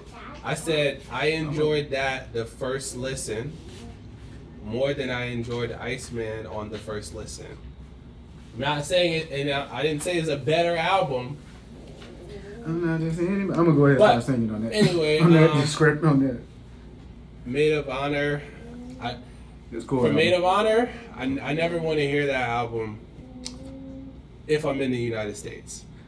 I think, yeah, bro, it's becoming blatantly clear that you just really have an animus against the guy. It's cool, bro. Animate? Okay. You have a personal situation. I don't. No, it's something personal. It's not really about the music, bro. I'm a Drake fan. It's very clearly not about the music. I'm a Drake fan. Maid of Honor was a pretty good album. There was some... Everything's pretty good, I guess. Pooh Shiesty is terrible trash. You bring up Pooh Shiesty like he's my favorite rapper. J. Cole is terrible trash. Yeah. Fall Off was not good. But what I will say is there's like 6 or 7 tracks on Maid of Honor that are pretty good. So for me, what I took from Maid of Honor, I'm gonna take Whole Phase. I'm gonna take Outside Tweaking. Cheetah Print is a cool tune. True Bestie is a cool tune. That's about it for me. Oh, and Princess. I like the beginning of Princess a lot. I do. Amazing Shape and there was a moment where he did a New Jack Swing. He had like some New Jack Swing inspiration on there. I thought that was a great nod or ode. But overall, as an album, I'll probably never listen to it again. While we're on nods and odes, going with Drake, a lot of what I've been seeing people compare him to is like showing old clips or old lyrics or someone else's lyrics that he's saying amongst his lyrics. Oh, yeah. So do you think that is more paying homage, or do y'all feel like that's really just taking... that's homage. Like, niggas been doing that since the beginning of time. Like, Jay-Z, that's the whole reason why Cam dissed Jay-Z. He was, well, not the whole reason, but when Cam dissed Jay-Z, he did a whole, I'm not a biter, I'm a writer from... And wait, what's the question? The question is... If you borrow it's about lyrics because everyone, from others... A lot of what I'm seeing now about concerning the albums, they're bringing back his lyrics or his bars that are coming from older acts albums and things like that. I'm just like, do y'all feel like that is paying homage or that's blatantly stolen? So for me, I think the only person I know is the Bay Area dude. It's not Rapping Forte. That was the last Bay Area dude stuff he took. Some Bay Area dude stuff he took for the Too Hard for the Radio track. I don't really like the song. I don't, you know what I mean? Drake is a thief of music. Like it's to the point where nobody cares that he's a thief of music. I don't want to pretend like he's not a thief of music, and I haven't been like going with that concept for years. He also took the other kid's record for Lil Birdie. You talking about 1900? 1900 Rugrat, and he took the intro, sped it up, sampled it, rapped over it in Kodak and 1900 style. So few people care that I don't want to talk about it, but do I care? Yeah, I care, but nobody else does. So. No, I was gonna say that's been what. I think the bulk of what I've been seeing. I think in most cases niggas are showing love, like because it's Drake though, like they're gonna say he's a vulture, he's a culture, whatever. I'm gonna be for real. Who still does that? Who still shows love like that? That's not not a tenet of the game anymore. Like taking somebody else's lyrics and using them. And not shouting them out especially. Like maybe if you shout a nigga out on the song, because I'm not from the Bay Area. I don't know that those bars belong to another guy. I don't listen to Bay Area music, and this is one of the chances where you could put somebody on, I guess. That's what they say Drake does. So Drake is not doing this altruistically. He's not doing this for the sake of other people. He didn't put the takeoff ad-libs on Shebang to put some money in their pockets. You put them on there because they sound good. That's what it is. Migos. Well, either way, what people are saying. So now that the ICEMAN has dropped, the numbers are through the roof, right? Over 500,000 sold. I don't care. He's surpassed Michael Jackson for most number one albums. Most number one singles. And he surpassed... Calculated differently than Michael's number one singles, but yeah, apparently it's still the same record. I don't get it. More number one albums than Jay-Z with 14. I think both of these numbers are 14. He Yeah, now he has 14 number one albums and 14 number one hit singles. For me, the Michael Jackson shit is like saying who got there faster. One nigga walked and one nigga drove a fucking bus. Yeah, I mean, it's like Michael Jordan. LeBron surpassed Michael Jordan in scoring. I don't know. They said the same with Cardi when she got her hits and comparing her to Lauryn Hill or whatever, what have you. I mean, that was who compared Cardi to Lauryn Hill? What are you talking about? Talking about charts, numbers, number ones or number one length. Like those are things. Crazy. I think people are just needing something to compare it to. And that's what it is. People's reference points are very limited. People's ability to think through things is limited. So you have to do this narrow comparison that really isn't a comparison. Drake got more number ones than Michael Jackson. First of all, he didn't get them the same way. And why don't we actually just talk about the songs? Nobody else does this. Nobody else makes their entire promotional about their numbers. The $2 billion deal. The biggest. No, but you already said it, bro. On the timestamp records, he used to just call shit out. Now instead, he's just doing that in the advertising. I'm the biggest. I got $1 billion. My numbers are bigger. I'm a genius because I dropped 3 albums. He's also in litigation, so I mean, maybe he's trying to boost his own leverage in the situation. Tell me which lawyer would advise this? Because I don't understand what would he be boosting.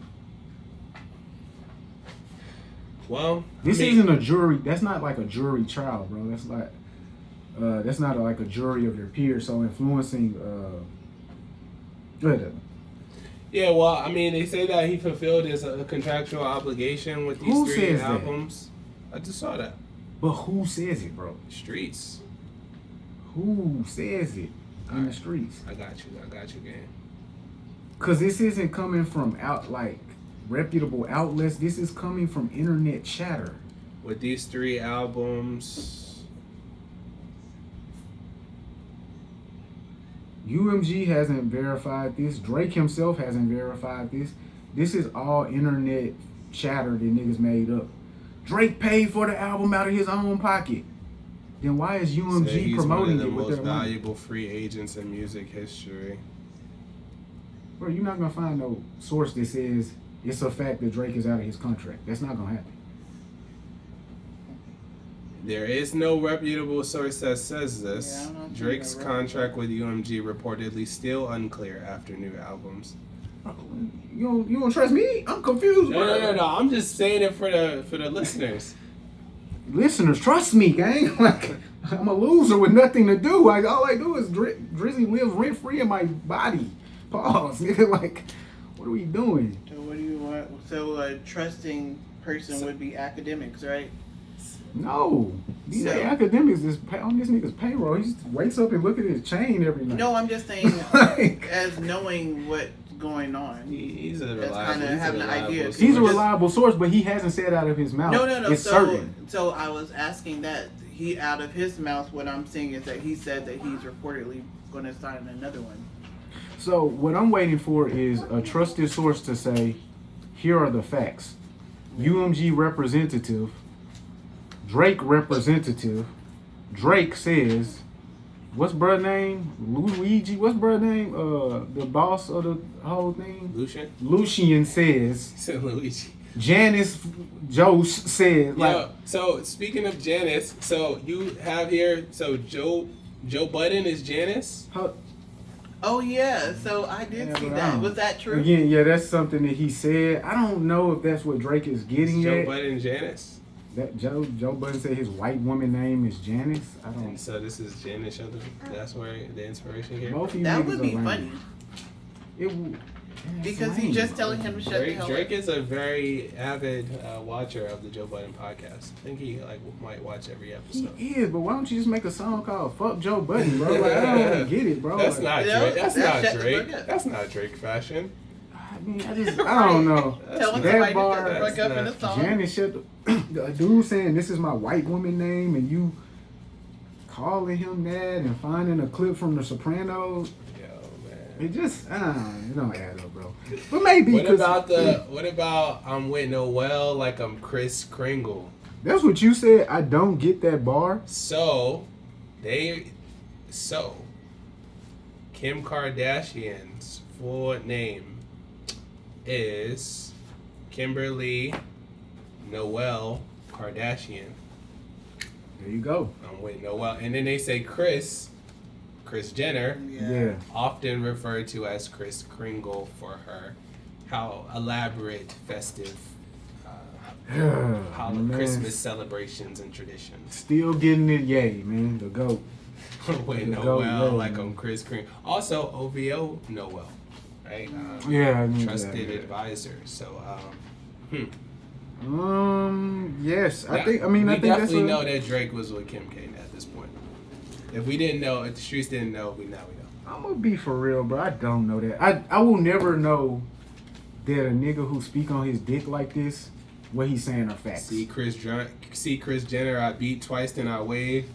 The rest of you guys, I blow keys right in your face. Yo, like, that was 4 p.m. in Calabasas. I never show respect to lame niggas. He moved right down the street from this guy. You remember we having a conversation about niggas hitting chicks and they gotta open their mouth and run and tell the gang? Yeah. I never had respect for that. So you said that was normal gang behavior when we were talking about the album when he was like he high-fiving the bros. What did I say I do?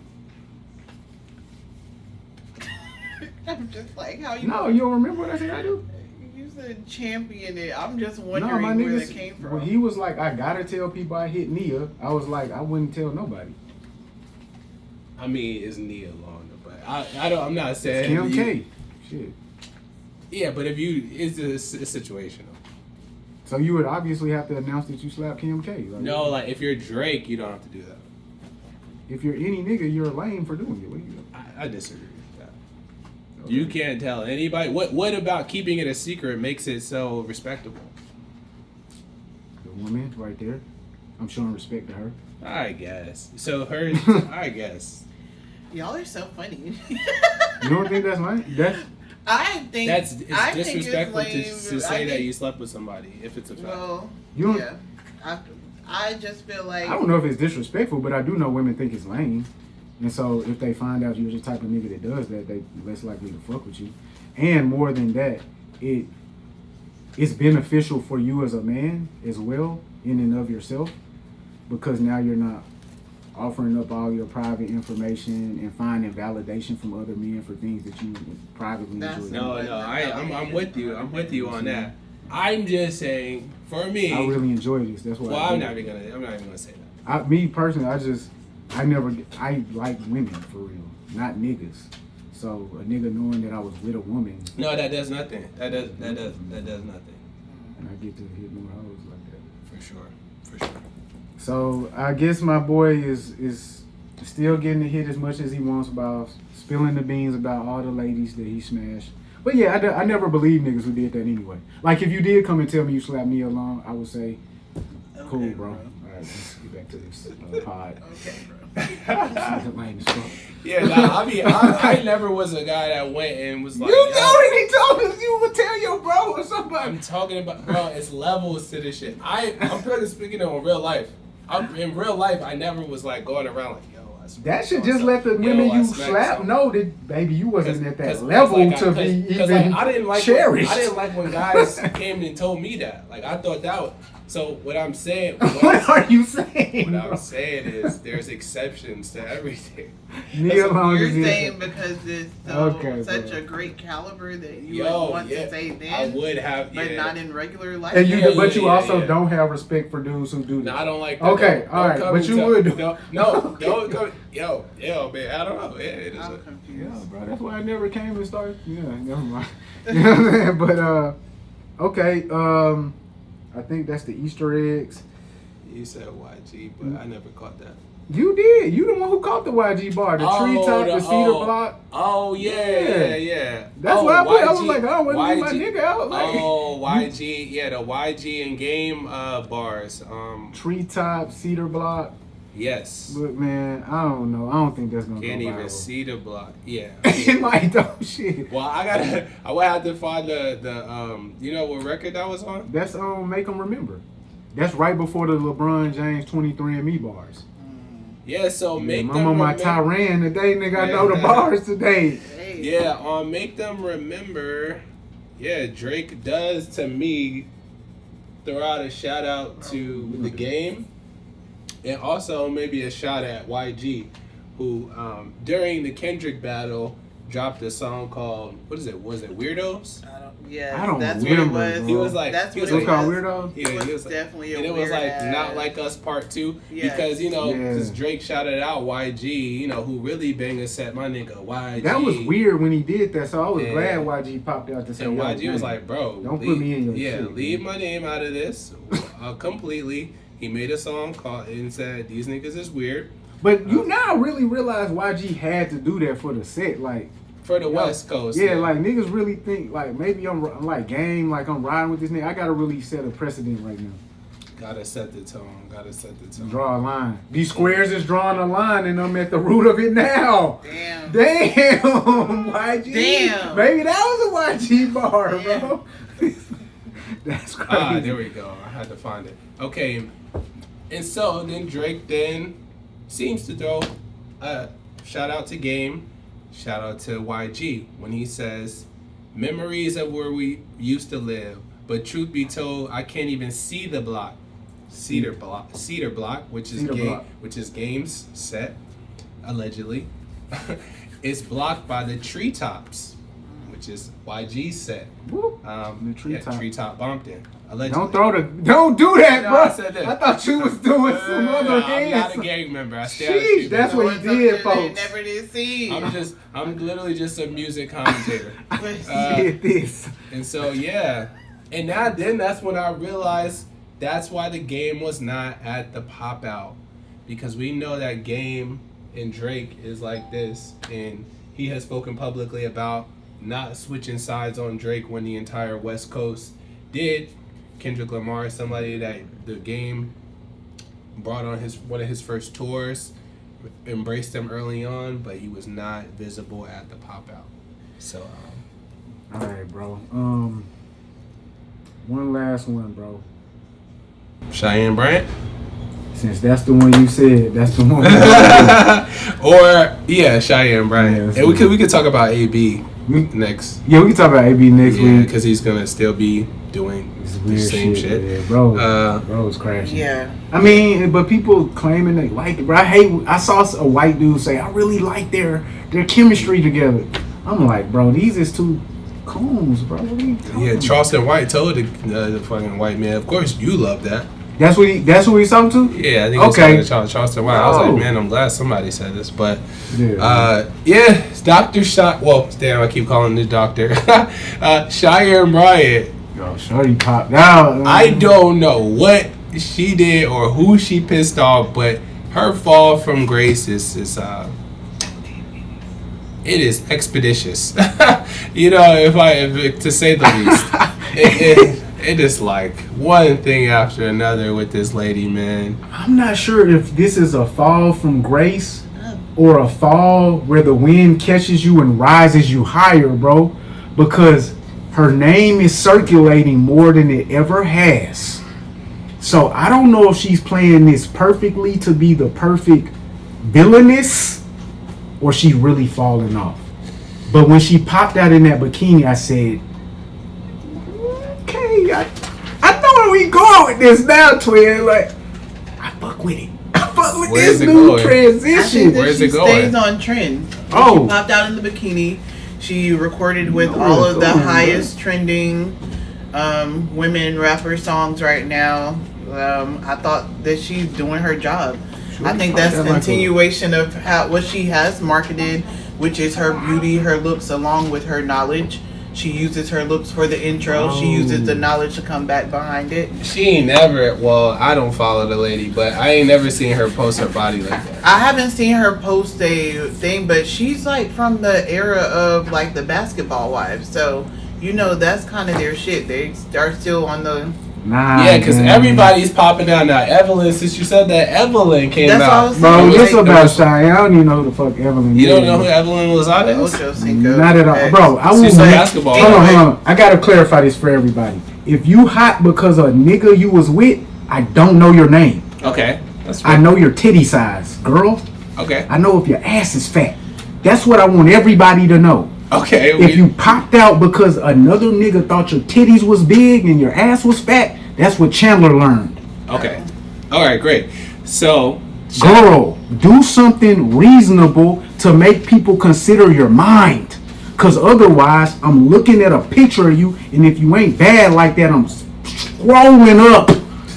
well, either way, Cap. there's many women, including Shawnee O'Neal, right, who are famous because of their partners. I need you to So- understand this, bro. You know these bitches' names, bro. Okay. Do you know Shawnee O'Neal? I This know a them, female, but of course I you know only who brought, it I only is. brought them up because we were talking about Yeah. Cheyenne Bryant popping out looking fine. I was like, that's the brand that she has kind of been on from the beginning. Bro, She let me- uses her looks, but Wait, she no, also we gotta uses stay her on intelligence. topic. No, nigga, 'Cause- Now, yeah, what we I gotta be would on say, topic. what I would say with the thing, like how we were saying, you feel like she's spiraling. Well, no, you feel like she's floating, and you feel like her decline. I Yeah. don't feel like she's declining at all.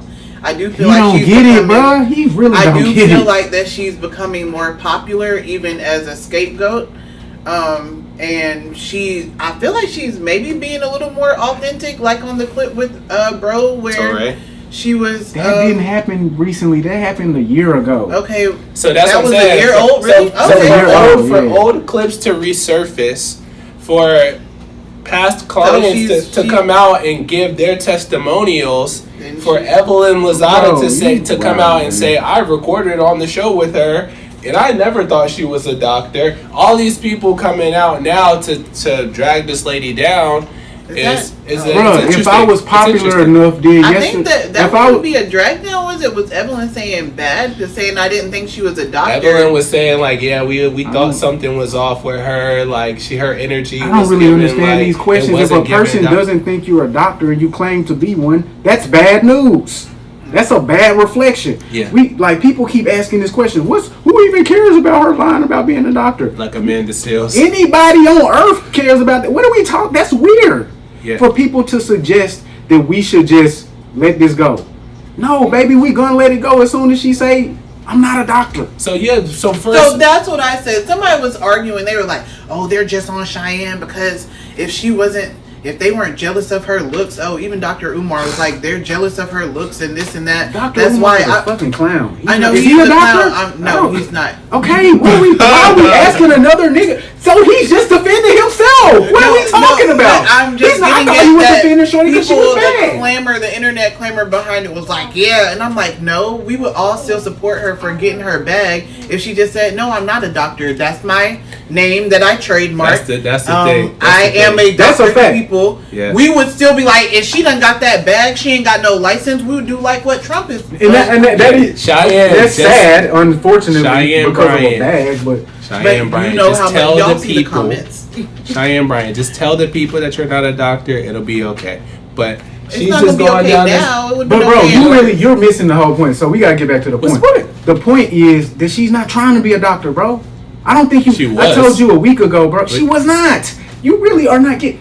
You just said this. We never seen her dressed like this. We saw her in December dressed like this when she was around all the rich niggas. Stop it. when Oh yeah, that's right. On the Jeezy thing, we had a whole conversation with the and segment gown, the about it. see-through The bitch was gown. wearing a see-through gown, bro. That was not a Oh, gown. like That was the- She was lingerie, wearing baby, green panties and a green bra, bro. with So black. look, dude. Look, I know you don't get it, bro. I mean, that's two different. I mean, you're on a bowl with a whole Bro, shit. It's understand, kinda bro. different. Look, I'm her demographic. She's looking for niggas like me, right? Okay, I'm gonna explain this to you. Niggas are there are certain niggas. Oh, she is trying to find a husband right now. She did the whole play for 2 years in a row where she came across as a defender of men. I told you this a week ago. Right. She's the female Derrick Jackson. She's selling niggas an idea of a perfect woman. Boom, you loved it. You ate it right up. And then I didn't she buy- I and then didn't she follow- showed you that I didn't perfect follow her woman. whatsoever. It doesn't matter. You I ate it think up. like this. I support men, and now marry me. That's Now what you I'm think on the you're doing. boat with no clothes on, twin. shining jewels across my chest and my pubic area. Where are we go? What do? So she absolutely get me from the back. Did. I'm gonna put half of my ass cheek on the joint. Make sure you get that joint. Okay, bet. Yeah, but I'm saying, so if you're saying this is her primary goal was to find a man, I'm not arguing that. But she was presenting herself to the public as a doctor, which is why she called herself Dr. Bryant, and as an expert in her field of psychology. No, she was presenting herself. She called herself whatever she called herself. That's cool. What she was presenting herself to the public as is an advocate for grown men. That's psychology. What was the main point? What was the main point of her talking? You did this earlier with your daughter. So what was her main point whenever she was talking? Her main point? Every time she spoke out of her mouth, what was her main point? It was coaching men mostly. I think her Cam Newton interview was like the most thing that made her pop the most, and it was what was the subject? Relationship. And what was her perspective on relationships? I guess you weren't watching. I was about to say, I wasn't that tuned into her, to be honest. She admit that other than just seeing her in passing, I was not deep diving on Cheyenne Bryant because her market did not seem like it was mine. So we watched the TOURE clip. Yes. Who is promoting masculinity in that clip? Her. Cheyenne Bryant. Cheyenne Bryant. That's her whole thing, bro. That's what I be listening, bro. She bad. What does she have to say? She's ugly to me. That body though, sometimes that'll get it done. I can't really look at you a certain way with just demeanor and just how you coming across. Like black women are hating on me. I don't know. Over, baby. I don't know. I saw a clip from Basketball Wives where she was like, one girl didn't give her the energy that she wanted, and she came and she was just kind of catty, and I was like, dang, I was like, wow. And then they get called out and be like, I don't have to prove myself to anybody but God. Okay, that's a fact. All right, I just think she's doing. But then they said, well, why not? Why not just show the? Okay, so my particular point with this TOURE, we're getting into the TOURE clip. Just the TOURE, yeah. Okay. So on the clip, she's the one asserting masculinity. Not in her character, though she's doing that too, but actually speaking towards, be more masculine. Before she was ever insulting him, she was saying things that I would say. Being very gentle with children often leads them to an inability to handle reality. She said it in a different way, but that's my sentiment. That's what I believe. See, I didn't hear the whole. I tried to find the full clip. You have the full, because I heard let me go to it. When I heard it, I heard TOURE saying that I'm 100% okay with raising more, like gentle parenting. Sign me up. I'm okay with having more gentle humans in the world, especially men.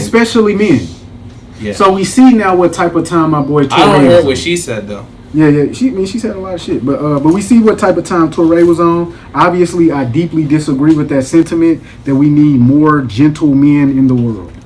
I completely disagree with that sentiment in every way possible, and I'm gonna keep saying it until I find the clip. Yeah, I'm a fan of gentle parenting. I know. So I mean, I don't think there's anything wrong with that, and her behavior was. You're fairly assertive when you talk to your children, though. It's a balance. So I'm sure it is, and you play it well, but you're fairly assertive. So gentle. Yeah, you have girls. Gentle parenting. I don't know what you would do with a boy. You would do the same thing with a boy? No. You'll be as gentle as you are with these young women? You can't answer it, but if it happened, I've not seen a male act different with it's a different man with girls versus boys, and it's just going to be that way. So I can't actually see you. You're fairly assertive. I'd be like, damn, I wonder why you don't do this with regular grown-ups. Kind of weird. But you're fairly assertive. What? I think it would work better, honestly. But that's we can talk about that off camera. What's shorty name? Cheyenne. So she basically came at bro. They were talking at the same time. Gentle men who understand. Right, you're very gentle, and it comes in. Hold on, bro. That was great. What they do care carry at the nucleus of who they are is discipline and boundaries. If gentle parenting creates gentle children, sign me up. I definitely want to. Hold on, what did she just say? Gentle adults, especially men. Hold on a minute, especially What they do carry at the nucleus of who they are is discipline and boundaries. If gentle parenting creates gentle children, Oh, yeah, sign me up. I definitely want to create more gentle adults, especially men. Hold on a minute, especially men. You are Oh my God, are you kidding? Oh my God, oh my God, that's, oh my God, oh my God. Yeah, it gets uncomfortable. Yeah, so the conversation's about gentle parenting, and then she attacks his character, his masculinity. Is she lying? By calling him soft and gentle, and saying that doesn't work well for people. Is she lying about Toure's character as a man? I watched Toure. I don't know. I can't. I don't know. That's how me and her have the same reading of Toure. Yeah. So, but so he was clearly annoyed with her cutting him off. For sure, which he should be. And so he said, "Yo, I'm trying to wrap the show. We had a conversation about this. We had a whole meeting about this." Yep. She was not pleased with the way that he was speaking to her, and then went into the calling him gentle, calling him a softie, and just again try to emasculate the guy. Well, she was ultimately, I think what she was trying to do is antagonize him to the point of reaction on camera. I really believe that was her full intent in that moment, because she kept escalating the situation. Yeah. You're a softie. Whenever she said one word that didn't work, she escalated the term. Yeah. You're soft. You're gentle. You're feminine. Yeah. Do that with your wife. Yeah. Fuck you. Like, she kept escalating it through the roof, and that's where this is a doctor. So, and for me, Bryant. that's where the conversation. This is a psychology expert. Circles back to my initial point. Like, why are we always super protective of a group of people just because they're women? This woman was trying to escalate the situation. And I agree with the point she was making. I agree with her. But the way in which she was making it, and the issue that she found, it goes out the window. Her, Cheyenne, Bryant's comments towards Toure were problematic. Her behavior was disgusting and distasteful. And it's not the first time. But, and I've seen her react like that. I've seen multiple clips surface like that. But I'm like, one, we are all human. But is it because she's supposed to be this professional that we assume that she was, that she shouldn't act like that? Let me point this out, because this is very important to this. This is very important. Cheyenne Bryant wasn't really raising her voice. She wasn't yelling. She did become. She was yelling. In the scenario, when you see a man and a woman doing that, you see her voice is here, his voice is a pitch higher, and he's moving. She kept saying, first of all, let me make my point. Let me lay in the point, bro. This happened over a year ago. That's when this interaction that we dislike and is so obviously abhorrent happened. But at the time when it happened, people saw it, but they didn't review her in this light. They only became critical of her once the overall sentiment about her was a critical sentiment. I think also this is coming. Her popularity is growing as well. This is coming out right now at a time where it's popular to have an issue with her. Yeah, that's true. Before anybody had an issue with her, she did this behavior. It was clearly just as wrong. Crickets. Nobody said anything. So what I'm saying to people is, to ever get other people to hold a woman accountable, you have to find an issue that they have with that woman before you can introduce your own issue. People are coming out of the woodworks to proclaim, what's bro name that people hated on for a year? What I found out is that hold on. What's bro name? The nigga that Corey Holcomb. Corey has been speaking against this woman on large platforms, publicly, asking these same questions. Until black women started to have an issue with her, and black women were the ones to call her out, there was no accountability to be found. I would say that I will go with that she needed to be called out by her own on a larger platform. But what I have been finding is that a lot of black women haven't liked her who are Basketball Wives family. They're like, we haven't liked that chick since all this went down, because she got in a physical altercation and threw like somebody out of one of her events. Like, she's always been kind of catty, so she hasn't been a favorite for a while. I don't watch Basketball Wives anymore, so I haven't followed her. When I start hearing her name, I'm like, oh, she's talking to Cam. She's a pretty lady talking good things to these people. So I'm not watching her still. Again, I wasn't her demographic. That's what I'm telling y'all. So nobody's how are we gonna ever make accountability for something that's not our demographic. Nobody's said that because somebody was advertising herself to men as a thing for men. That's not gonna come on my algorithm. I got women shit on mine. Yeah, no. What I'm saying is, somebody could draw your attention to the woman's misbehavior 100 times. Until you personally have an issue with her, you're not going to see any misbehavior. I could have shown you this clip a year ago. You would have scrolled past it, said, damn, that she is tripping, and said, who cares? That's not true. For me. Okay, for you. I would say for the masses. It's never a personal thing with you, Ashley. No, you said to me, so I was answering for you. The understood. You was also understood to be about as a pronoun. Anyway, so broad range. Speak. Oh, go ahead. Yeah, it's just with these sorts of situations, it's just like the initial situation this morning with Dean the Great. Until everybody in the world is saying, yo, that girl specifically is a bad person, we have to review everybody else in the situation. TOURE came out a year ago to speak about this interaction. He came out a couple of weeks before this popped back up online, and I saw him talking about this, but I had never seen the interaction. He talked about this interaction as soon as the whole thing unfolded. It took somebody else randomly to put this out and then to pick up steam. Nobody ever listened to TOURE in it. Yeah. And even in the clip, they didn't mute her mic. They muted TOURE's mic. He's the problem. Yeah, he said that she basically was trying to call him gay. You don't like think without calling him gay. For his protection? That's what the comments are saying. I would have to hear the producer say that directly. No, because like, why would you, as a producer of a show, because they know how men are looked at as the worst anyway. So as a producer of a show, and I know this is my guy, he's my interest. I'm gonna mute his mic because she can talk all she wants. Because whatever he says is what people's gonna run with. We know that there's a discrepancy in how men are charged for things and how women are.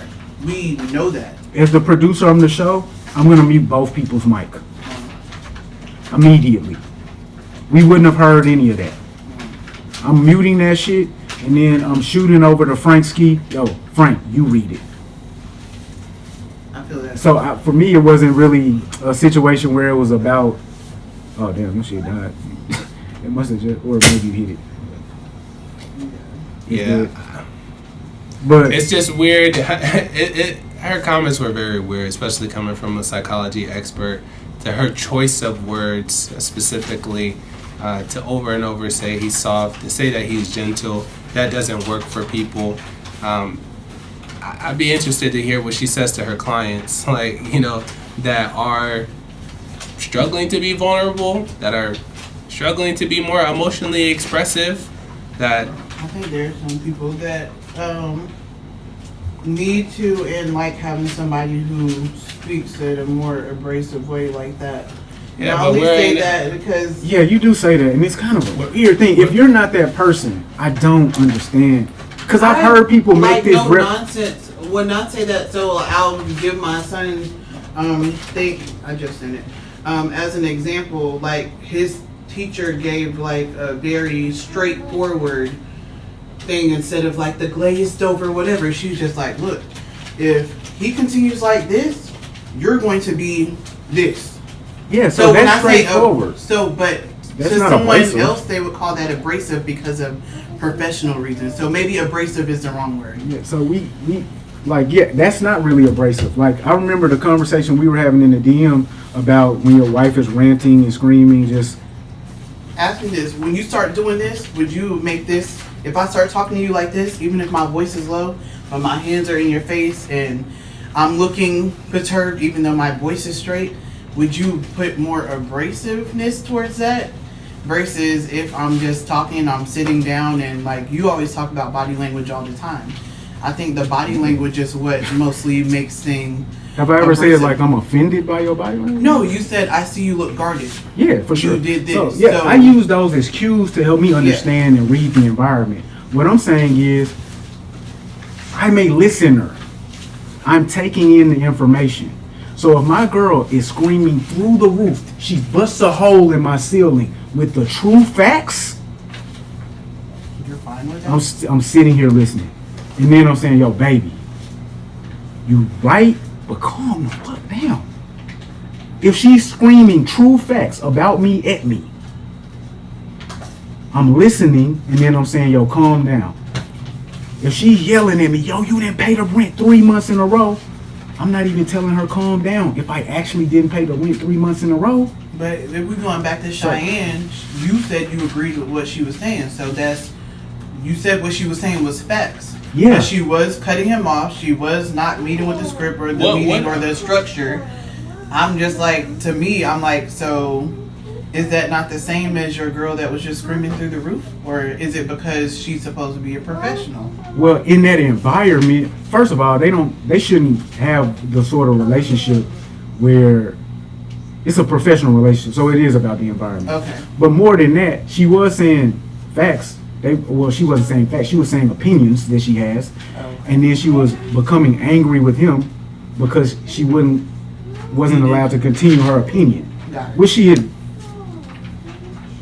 stated in full already. Mm-hmm. So she really was just trying to get the last word. So That's again, what I was getting at. Yeah, So I don't know about what his approach in that moment was gentle or why she chose to call him soft in that moment. his thought process was gentle.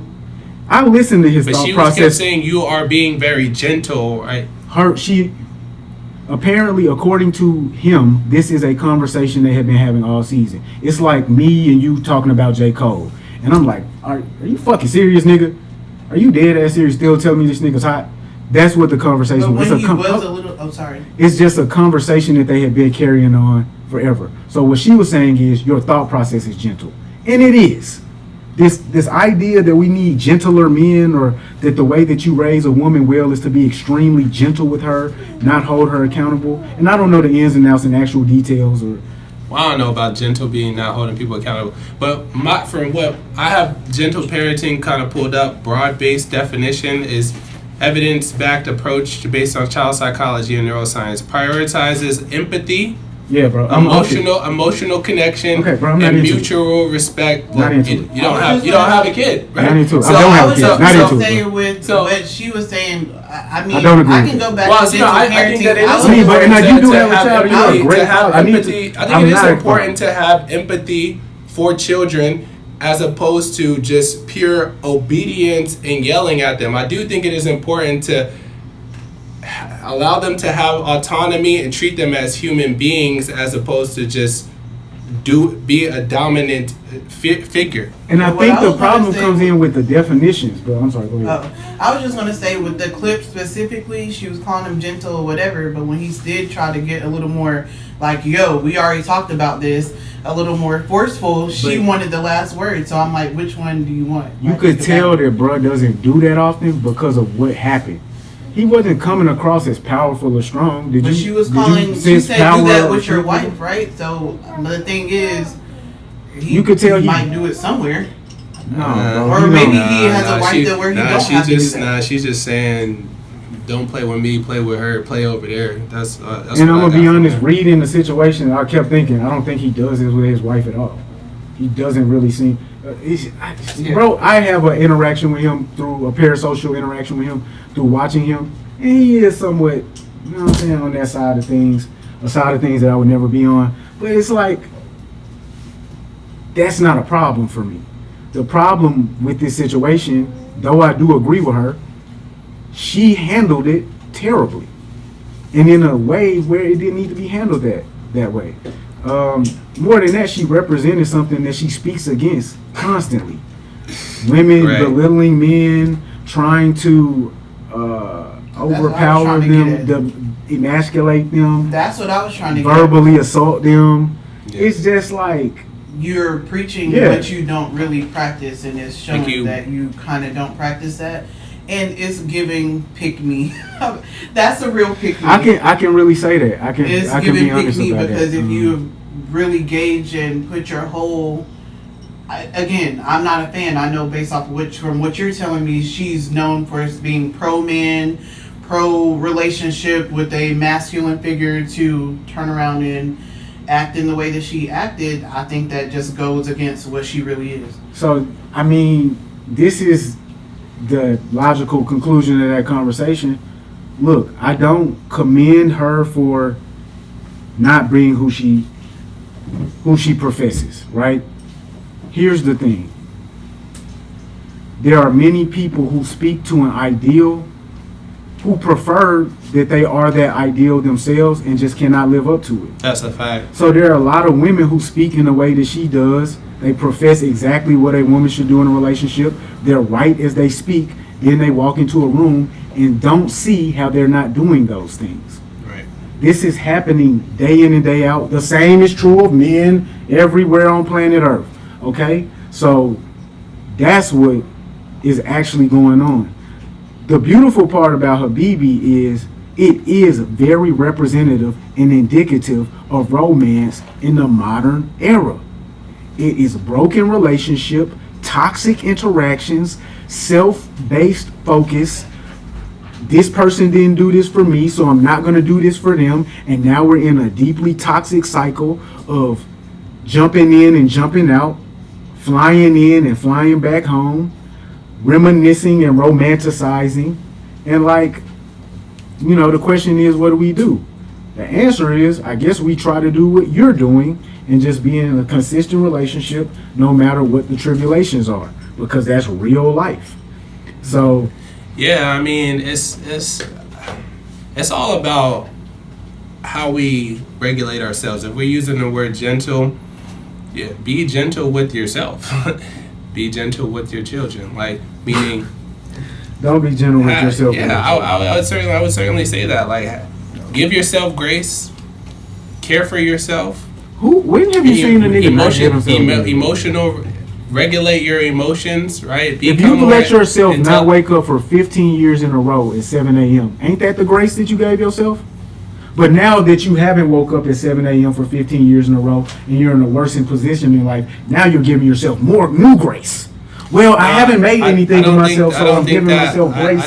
So when is the hard parenting of self coming into? Wake your black ass up at 7 a.m. though you've never done it for 15 years in a row, because that's beneficial. That's what I'm saying. So there's blind obedience, and then there's giving yourself, and then there's giving grace. Right? It's just understanding people are humans and they have feelings, they have emotions that we have to hold space for. If I didn't do something that I said I was going to do 3 months ago, what's the grace I should give myself? Happens to a lot of us. I'll get it done soon. Or should I just tell you shouldn't beat yourself up about it, but you should do that task. So why don't I give myself a firm instruction to get it done now instead of grace? Because the time I took to say, hey, no, man, if you were dwelling on it to the point where it was negatively impacting your psyche, then you should give yourself grace, accomplish the task. Yeah, some people go in a wormhole of I didn't do this and they stay there versus making a change. That's what I'm saying. So that's what. What is the percentage of people that you think actually dig themselves out of the wormhole? Would you say 50% of people actually get themselves out of this wormhole that they constantly experience in their mind, or is much smaller percentage? I'll go half. I'll go 50%. 50% of people dig themselves out of the holes that life has presented to them. Are 50% of people where they want to be in life then? That's what you're saying? They're content? And they express this through language and action? Because I just don't see this, bro. I see people who didn't wake up at 7 a.m. mad at Drake because he's about to make billions of dollars. I see these people upset with Donald Trump because he already made billions. I see these people mad at I don't think they're mad at him because he made billions, but they're mad at Jeff Bezos because he made billions, right? Yeah, that's because they're not mad at Jeff Bezos for any other reason. Yeah. So where's the grace coming in there? And how is that perpetuating them doing something that doesn't require more grace in the future? Does giving yourself grace require, like, peace out, more grace in the long run? If, like, I give myself grace today, will I have to give myself grace tomorrow? It's an ongoing thing. It's not finite. It's not absolute. It's, you know, It is. it's on a spectrum. It's on a spectrum, I'd say. It's fluid. We're not robots. We're not androids. We're not androids. We're not robots. There's some shit that I wanted to do last Monday that's been bugging me until today. This is 2 weeks. If I don't get it done today, that'll be an extra day that I haven't gotten it done. And what could have been achieved in that 2 weeks, I will never ever know. The grace that I'm giving myself doesn't give me life lesson. It doesn't give me new understanding. It certainly doesn't give me motivation. It gives me excuse and a way out. But the people who do take grace, they receive a feeling of self-worth from that. I'm just explaining the other side of it so I don't seem like an open dickhead. They receive a feeling of self-worth. They receive a feeling of positivity, and perhaps they can move forward in the world more lightly without the heaviness weighing them down. So yeah, give yourself grace. There you have it, man. Heaven on earth, you dig?